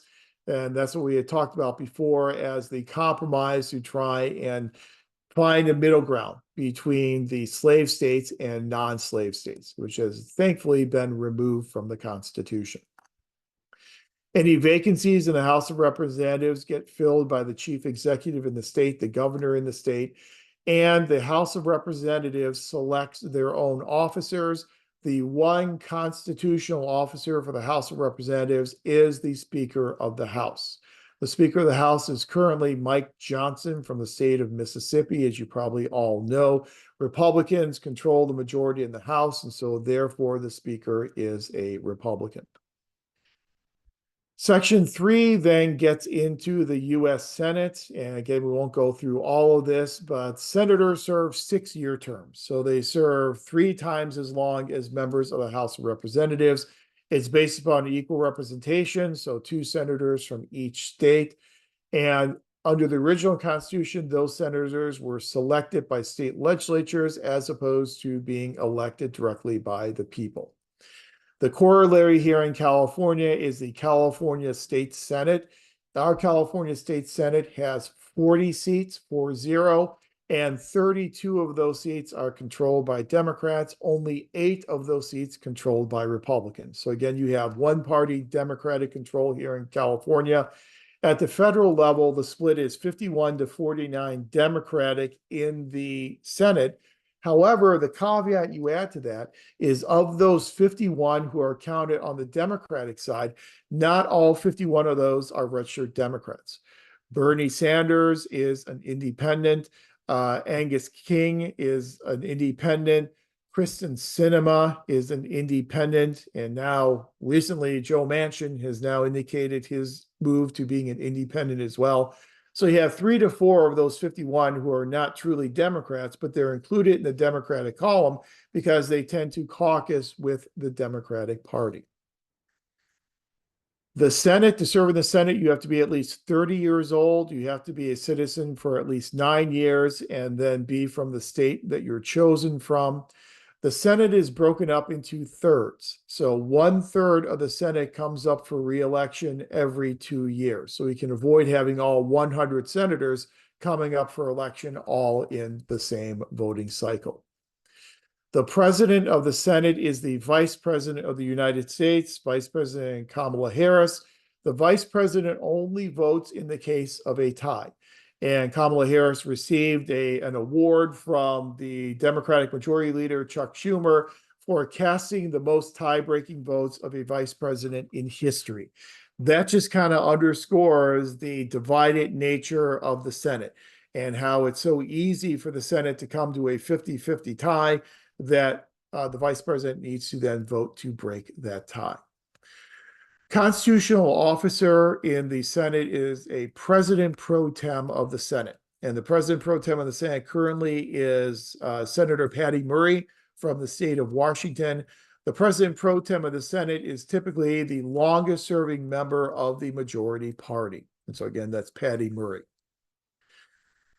In terms of impeachment, the House passes articles of impeachment and then the Senate holds a trial on those articles. For the House to pass an article of impeachment, they only need a simple majority vote. But in order to convict a president and remove that president from office, that would require a vote of 2/3 of the Senate. Whenever the Senate sits in trial, in an impeachment trial, the trial is overseen by the Chief Justice of the Supreme Court. The 2 impeachment trials in the Trump administration were presided over by Chief Justice John Roberts. The one in the Clinton administration was presided over by then Chief Justice William Rehnquist. And then the only other time that we had an impeachment trial of a president was back in the 1860s with Andrew Johnson. In the two Trump impeachment trials, he was not convicted. The Clinton impeachment trial, he was not convicted. In the Johnson impeachment trial, he was also acquitted, but he was only acquitted by one vote. So he came one vote away from being removed from office. Whenever senators sit in the impeachment trial, before the trial begins, they have to take an oath. And that's why if you watch the Trump impeachment trials, you saw them go up and sign the book. When they sign the book, that's them signing the oath. Once they sign the oath, it means that they should be doing nothing else except sitting in the chamber and listening to evidence in the impeachment trial. Again, I don't want to belabor a lot of this, but just point out some of what are the major elements from Article 1 of the Constitution. Members of the Senate, members of the House get paid a salary, so they do get compensation, but they are limited in terms of what's called emoluments. And so the emoluments clause says that members of the House and the Senate should not get additional compensation from sources outside of their normal salary. Then you also have a provision in here where both the House and the Senate can keep their own journals. And so we have a congressional record. And so all the proceedings are then recorded. There's also what's called a speech and debate clause. The speech and debate clause says that members of the House and members of the Senate, what they say on the floor of the House and the Senate, that speech is protected. So they cannot be sued or tried for what they say on the floor of the House and the Senate.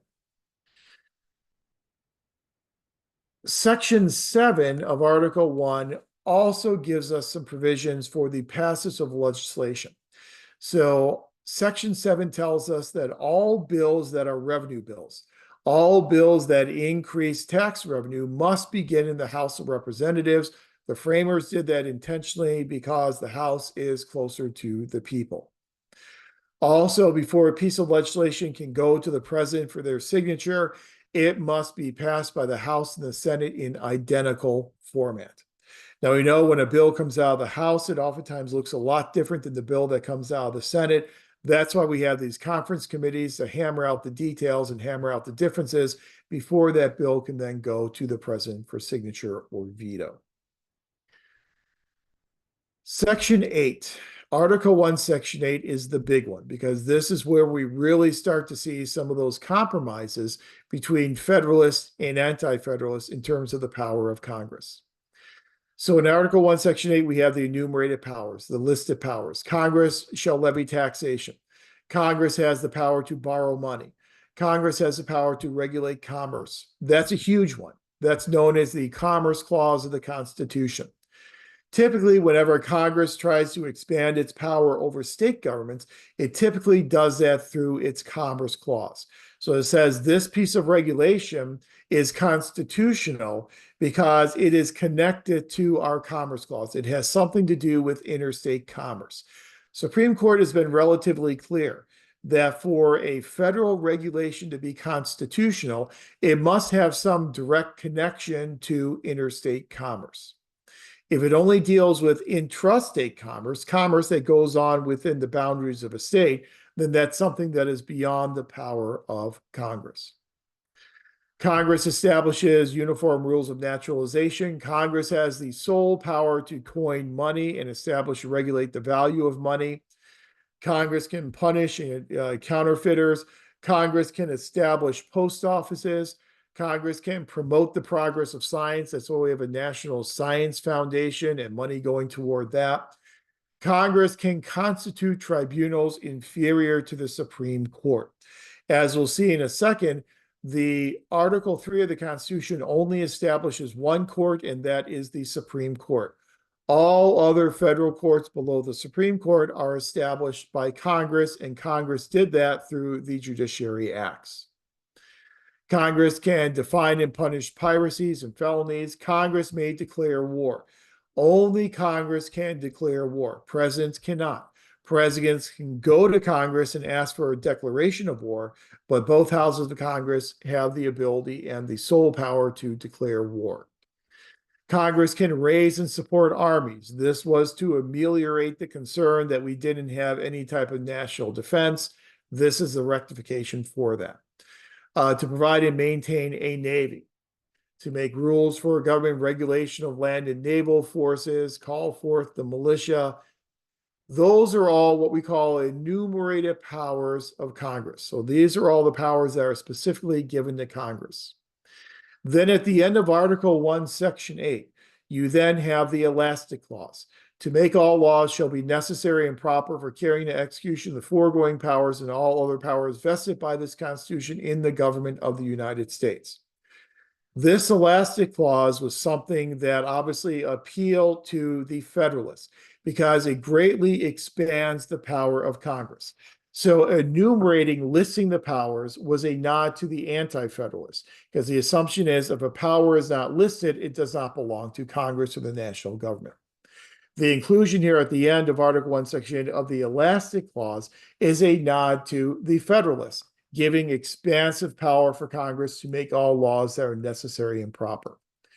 And again, whenever Congress tries to expand its power over state governments, it typically does that through either the elastic clause or through the Commerce Clause in Article 1, Section 8. Section 9 is a nod to the anti-federalists, where we place limitations upon Congress. The first section there, first part of that section is the prohibition against banning the slave trade that we talked about earlier. Congress may not suspend the privilege of habeas corpus. You know, habeas corpus is literally translated to present the body. So if someone is arrested, you need to say what they are arrested for and where that person is being held. You cannot just arrest someone and hide them away, unless it's in the case of an insurrection. We did see Abraham Lincoln during the Civil War suspend writ of habeas corpus. He did that because it was during an insurrection. No bills of attainder or ex post facto laws shall be passed. A bill of attainder is essentially declaring someone guilty without the benefit of a trial. Ex post facto law is an after the fact law. So if you do something yesterday that was legal, tomorrow Congress passes a law to make it illegal and then prosecutes you for doing it yesterday when it was legal, that would be an after the fact ex post facto law. No money shall be drawn from the Treasury, but in consequence of appropriations. This is what's known as the Appropriations Clause, which means that Congress cannot just spend money willy-nilly. If Congress wants to spend money, it must first go through the appropriations process and say, this is what we're spending the money on. This is how much money we want to spend. That's why we have an appropriations process in putting together the federal budget. And Congress may not issue any titles of nobility. Section 10 then does the same limitations except for state governments. State governments are limited in that they cannot enter into treaties. Treaties are the sole domain of the national government. They cannot levy imposts and duties. That's the domain of the national government. They cannot, without consent of Congress, duty of tonnage or keep troops or ships of war. Again, that's going to be the domain of the national government. So as you can see, Article 1 is a very lengthy and very detailed article where we lay out pretty specifically, here are the powers of the House and the Senate. Here's how the House and the Senate are organized. Here's how you earn membership in the House and the Senate. Article 2 then turns its attention to the president.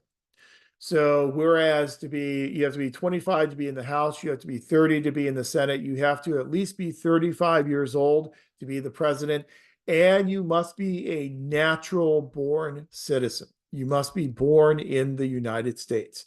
This is why in some instances we'll have members of the cabinet who are not in the line of succession because they were not born in the United States. People like Madeleine Albright back in the Clinton administration, Granholm here in the current Biden administration, they will get skipped over in the line of succession. And then also you have to at least be a resident of the United States for 14 years is another qualification for being president. It lays out for us the Electoral College, and you're all probably familiar with the Electoral College, but since we're going into a presidential election in 60 days, it's probably good for us to kind of reiterate what the Electoral College is and how it works. In our current Electoral College, we have 538 votes. To become president, you must win a majority of those, so you must win 270 electoral votes to become president. If no one achieves 270 electoral votes, the election then goes into the House of Representatives. The House of Representatives will then select the president, with each congressional delegation getting one vote. So the California House delegation gets one vote, the Wyoming House delegation gets one vote as well, despite the fact that our delegation is 50 times as large as the Wyoming delegation. So each delegation gets one vote. Whomever gets a majority of those votes then becomes president of the United States. And then the Senate will do the same type of thing, only for the vice president. That's if no one gets a majority of the Electoral College. That has obviously happened in the past. One of the most notable examples of that was in 1824 with what was called the corrupt bargain. You had Andrew Jackson running against John Quincy Adams, running against Henry Clay, and you had four or five candidates who were splitting the vote. They split the vote so much that Andrew Jackson won more popular votes and won more electoral votes than anyone else, but he did not get a majority of the Electoral College. Since he failed to get a majority of the Electoral College, the election went into the House. The House picked John Quincy Adams because Henry Clay and John Quincy Adams came to an agreement that Henry Clay would get his supporters to support John Quincy Adams if John Quincy Adams would appoint him to the cabinet. Lo and behold, once John Quincy Adams took over the White House, he then appointed Henry Clay as Secretary of State. Hence the reason why it's called the corrupt bargain. We have seen instances in our very recent past where the results in the popular vote have not matched up with the results of the Electoral College vote. We saw that in 2016, where Hillary Clinton won the popular vote, but Donald Trump won the electoral vote.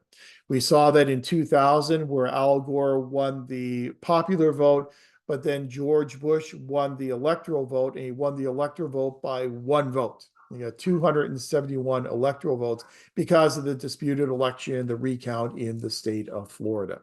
But we could do an entire class on the 2000 election. I won't do that. That's kind of the idea behind the Electoral College. So when you go to vote for a candidate, you're really voting for that candidate's list of electors. Those electors, once someone wins, a candidate wins the popular vote in the state, in 48 out of 50 states, all those electors are then bound to vote for that candidate. They will then go to Sacramento in December. They will then cast their ballots for president. Then those ballots are sealed and they are then delivered to the Congress. And before a joint session of Congress, the vice president will then read those votes. And that's what happened on January 6th of 2001 when we had the insurrection. The insurrection was then interrupting that counting of the ballots and certification of the election. Also in Article 2, and I know we're going through this quickly, but in Article 2, you also have the different roles of the president that are laid out. So the president has a variety of different roles. The president is commander-in-chief. The president is chief diplomat and chief of state, in that the president enters into treaties. Those treaties are then subject to the advice and consent of the Senate. The president is chief executive, in that the president must take care that laws are faithfully executed. The president is essentially the head of the executive branch. The president also has appointment power, that the president can appoint executive officials. Some of those officials are subject to confirmation by the Senate, but the mere fact that the president can appoint those officials, can require opinions from those officials, makes the president the chief executive. A lot of people don't think about it, but the president is also the chief legislator, in that here in Article 2, there's a provision by which the president can recommend legislation to Congress. That's what happens with the budget. In the budget process, the president puts together their budget and then recommends that budget to Congress, and then Congress goes through the process of reviewing that budget, making changes to that budget, and then passing a budget that eventually will be signed by the president. We won't get into the budget process here, but essentially you've got 13 different appropriation bills that get approved by Congress, and then each of those appropriation bills get signed by the president. So the president has a variety of different roles that they play while they are in office.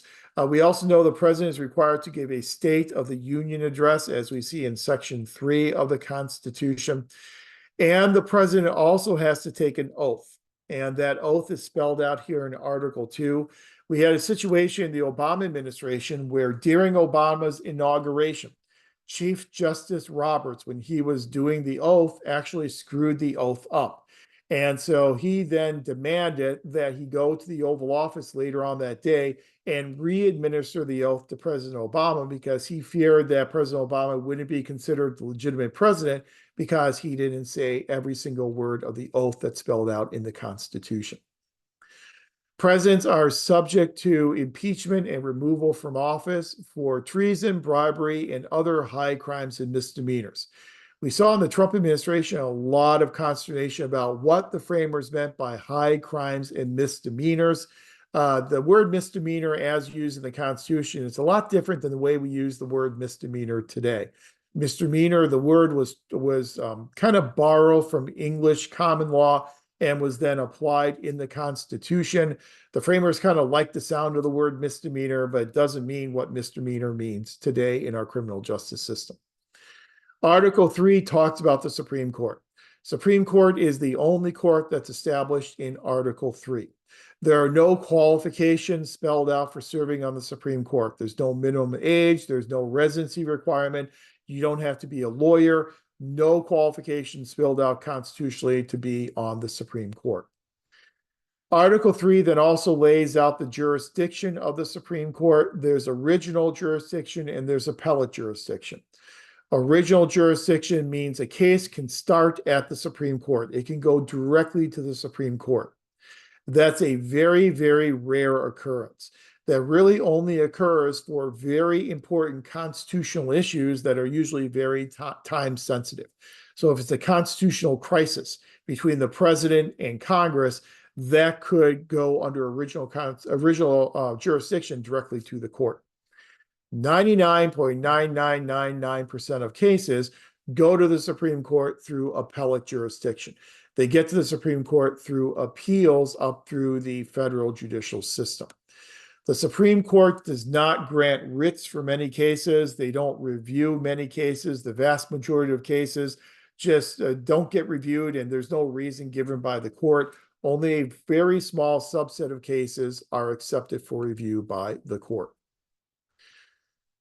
Article 4 lays out for us this thing called full faith and credit. Full faith and credit means that every state must provide full faith and credit to the laws of other states. Essentially, they must respect the laws of other states. Every citizen of a state is entitled to the privileges and immunities of citizens in other states. And so you're American citizen, regardless of the state that you are in, you are an American citizen. New states can only be admitted into the Union with the consent of Congress. And then in Article 5, we lay out the ways in which the Constitution can be amended. Remember, one of the big flaws in the articles is it was next to impossible to amend because you needed a unanimous vote. Here we lay out 4 possible ways in which we can amend the Constitution. The first method of amending the Constitution is the only one that we have ever used. So an amendment is proposed by 2/3 of the House and the Senate and is then ratified by 3/4 of state legislatures. But there's another way in which you can amend the Constitution. The second way is proposal by 2/3 of the House and the Senate, and then ratification by 3/4 of state constitutional conventions.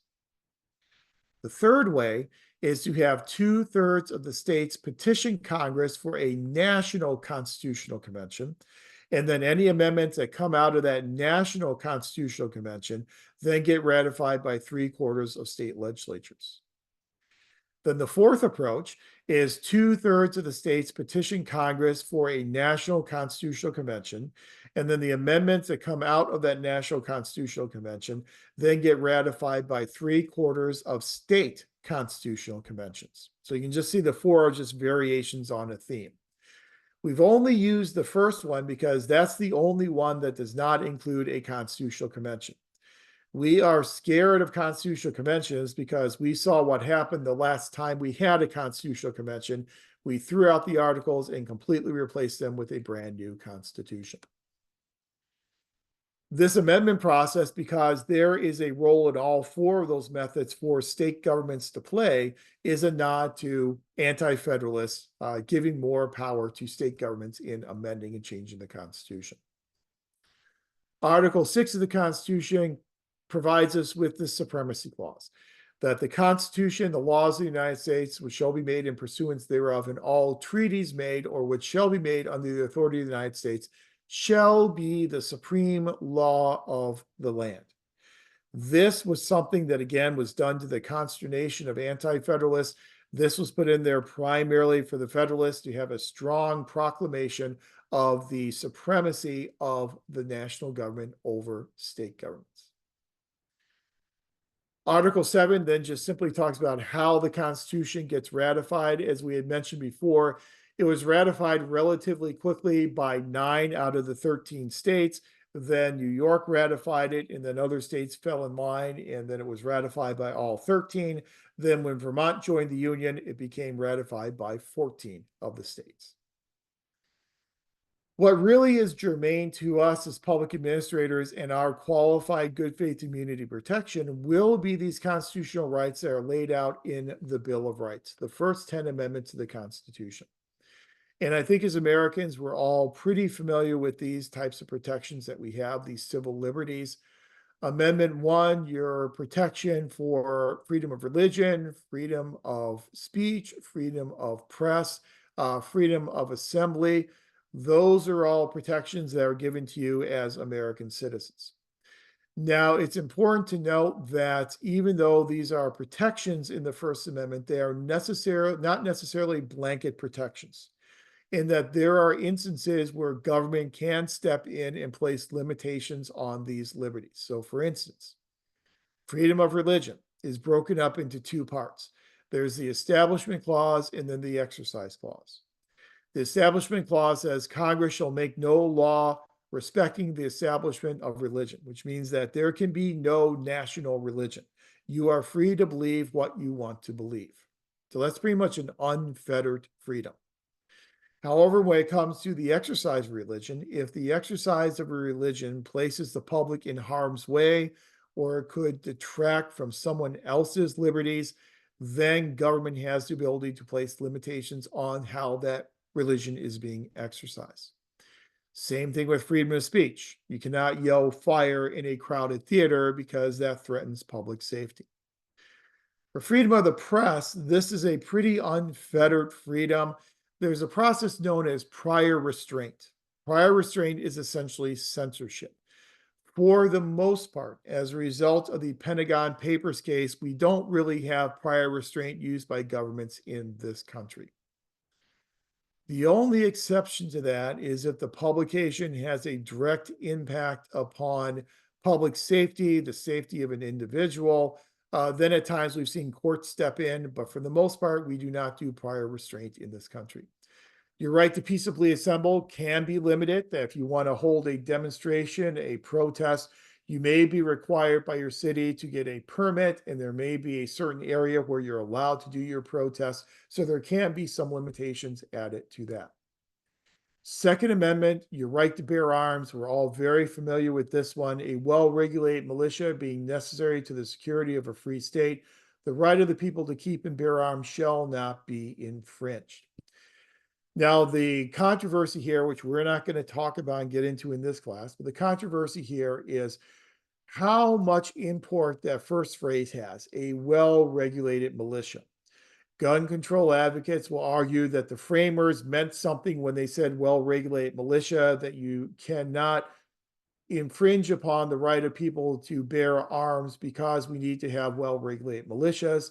NRA and gun rights groups will argue that no, it's a blanket protection for the right to bear arms.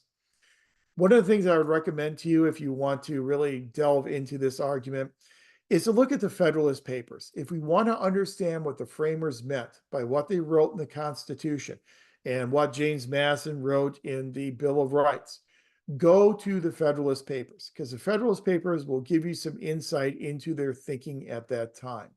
And there are, in a couple of the Federalist Papers, Alexander Hamilton actually gets into a discussion of how he defines a well-regulated militia in terms of whether or not a well-regulated militia would have to meet on a monthly basis, who would have to organize those militias to make them well-regulated. It really gets into a lot of specificity about the use of this term, a well-regulated militia.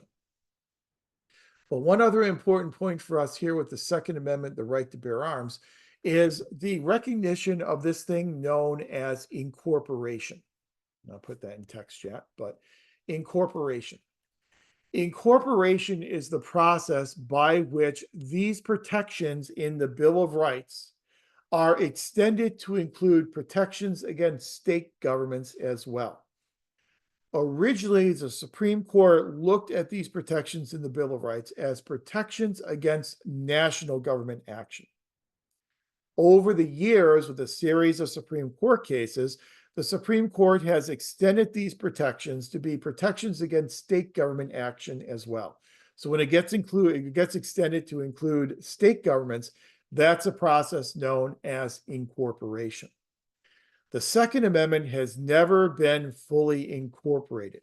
That's why you see state and local governments having their own gun control laws. That's why gun control laws in Chicago, Illinois are going to look different than gun control laws in the state of Alabama or in the state of Mississippi, because it's never been fully incorporated to include state governments. Third Amendment deals with your right to privacy, that you cannot be forced to quarter soldiers in your home. So this is one of those amendments that fits within what the Supreme Court calls the implied right to privacy. That implied right to privacy also deals with your Fourth Amendment protection against unreasonable searches and seizure, that in order for a search to be conducted of your property, there must be probable cause. This is why law enforcement agencies need to get a search warrant signed off by a judge before they are able to engage in a search of your property. The exception there is if there is a crime that is being committed. So if the law enforcement officer has reasonable justification for thinking a crime is underway, then they can enter that premises to stop that crime. Otherwise, they need to get this search warrant. That's your Fourth Amendment right to privacy. Fifth Amendment gives you the right to an indictment by a grand jury.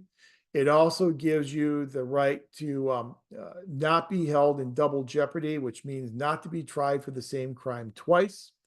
It also gives you the right to confront witnesses against you.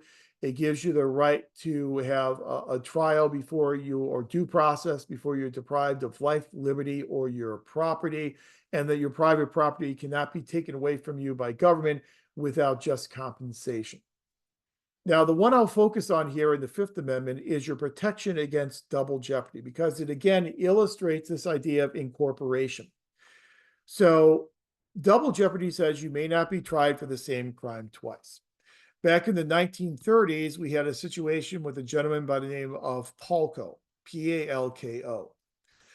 Palko was tried by the state of Connecticut for a charge of murder. The state of Connecticut was able to get him found guilty of second-degree murder.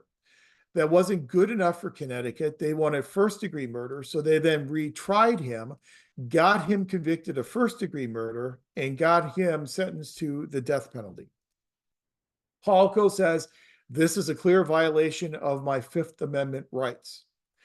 Case went up to the Supreme Court, and in the court case Palko versus Connecticut, the Supreme Court essentially said, we're sorry, Mr. Palko, but the double jeopardy protection in the Fifth Amendment only applies to protection against national government action.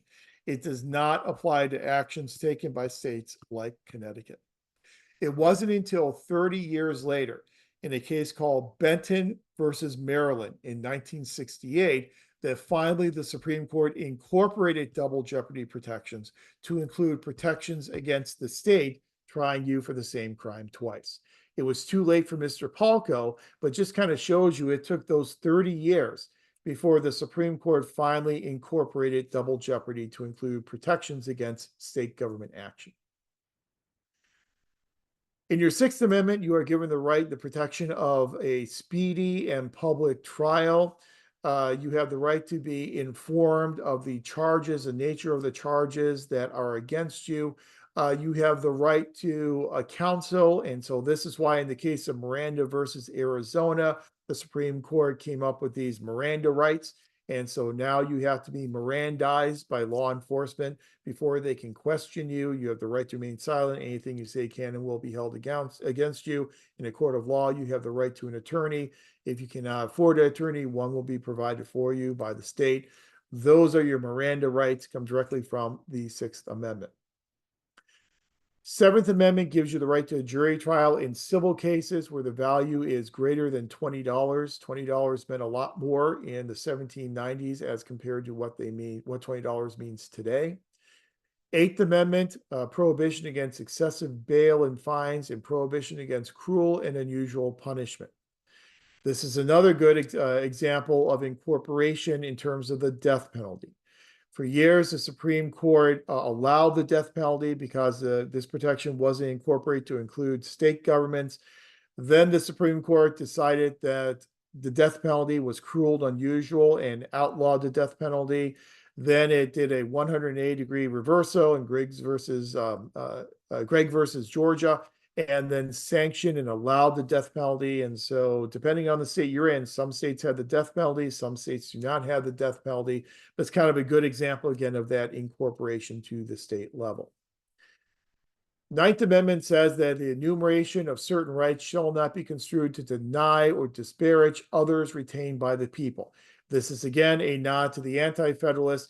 Rights that are given to Congress doesn't mean that other rights do not belong to the people. Any rights not given to Congress or the national government are reserved for the people. And then we explicitly say that for states in the 10th Amendment, the Reserve Powers Amendment, powers not delegated by the United States to the United States by the Constitution, nor prohibited by it to the states, are reserved to the states respectively or to the people.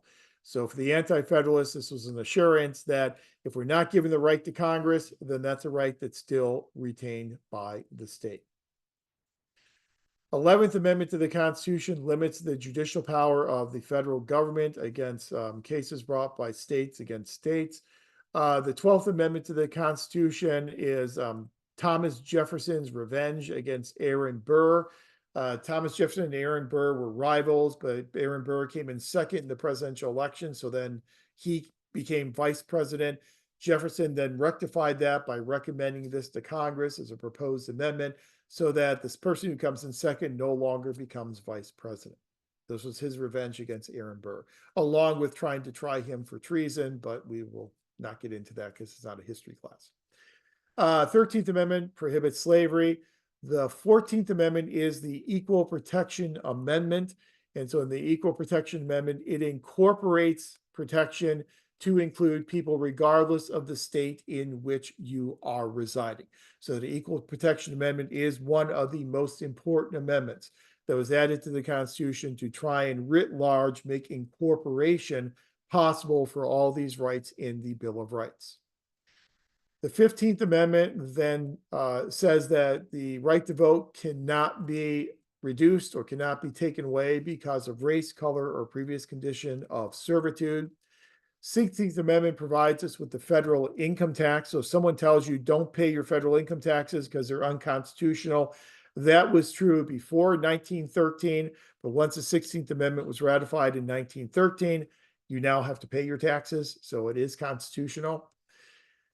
The 17th Amendment to the Constitution makes for the direct election of senators. And so now instead of having senators who are selected by state legislatures, they are now directly elected by the people.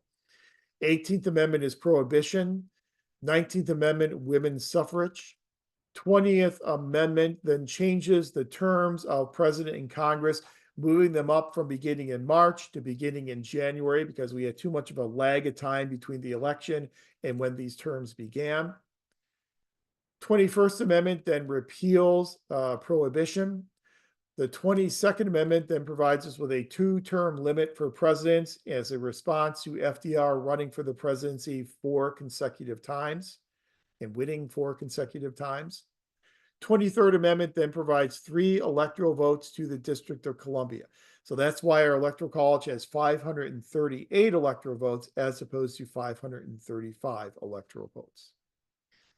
24th Amendment outlaws poll taxes, which are being used to deprive and disenfranchise voters in some southern states. 25th Amendment then speaks to the succession process for replacing a president. So the question then became, after the Kennedy assassination, what happens if a president becomes incapacitated? What's the process for someone then taking over?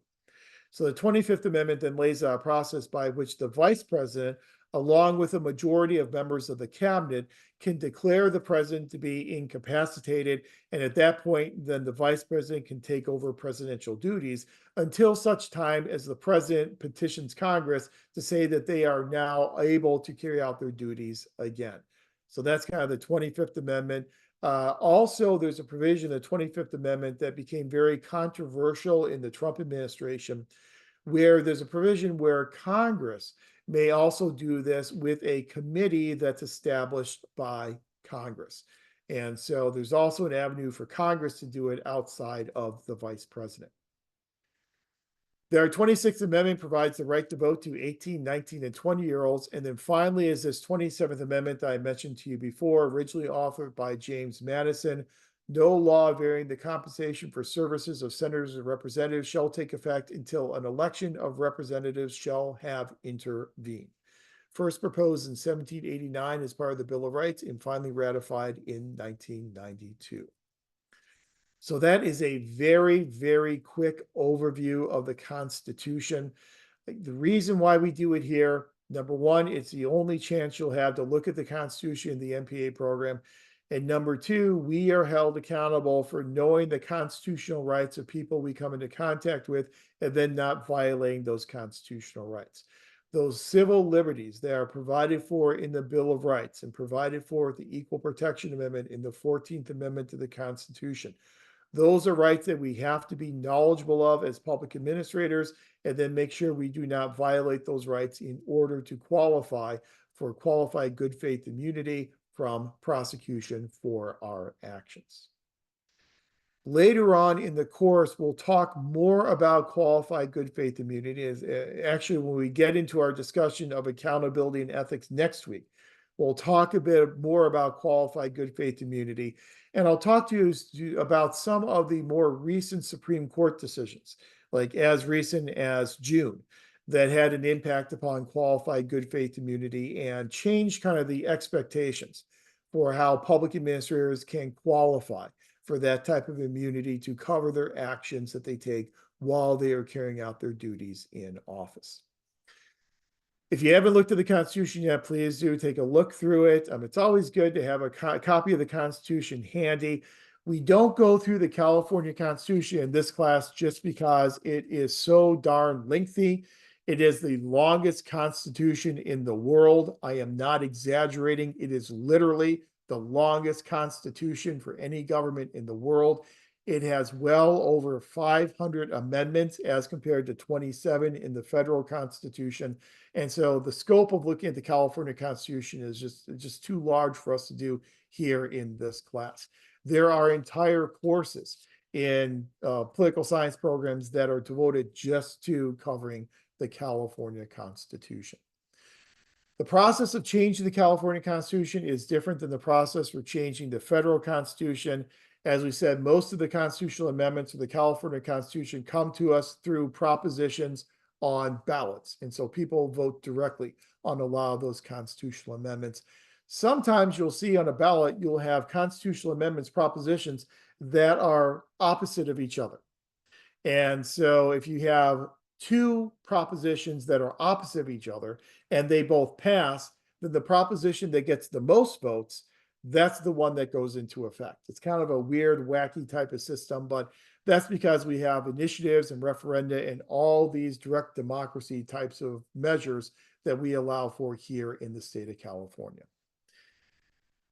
So that's the coverage of all of our information for tonight. We bring it right in and land the plane right in at 6:45. So I know we don't have a lot, we're out of time, but are there any questions or any clarifications necessary on any of this information on American government or the Constitution that we have discussed so far this evening?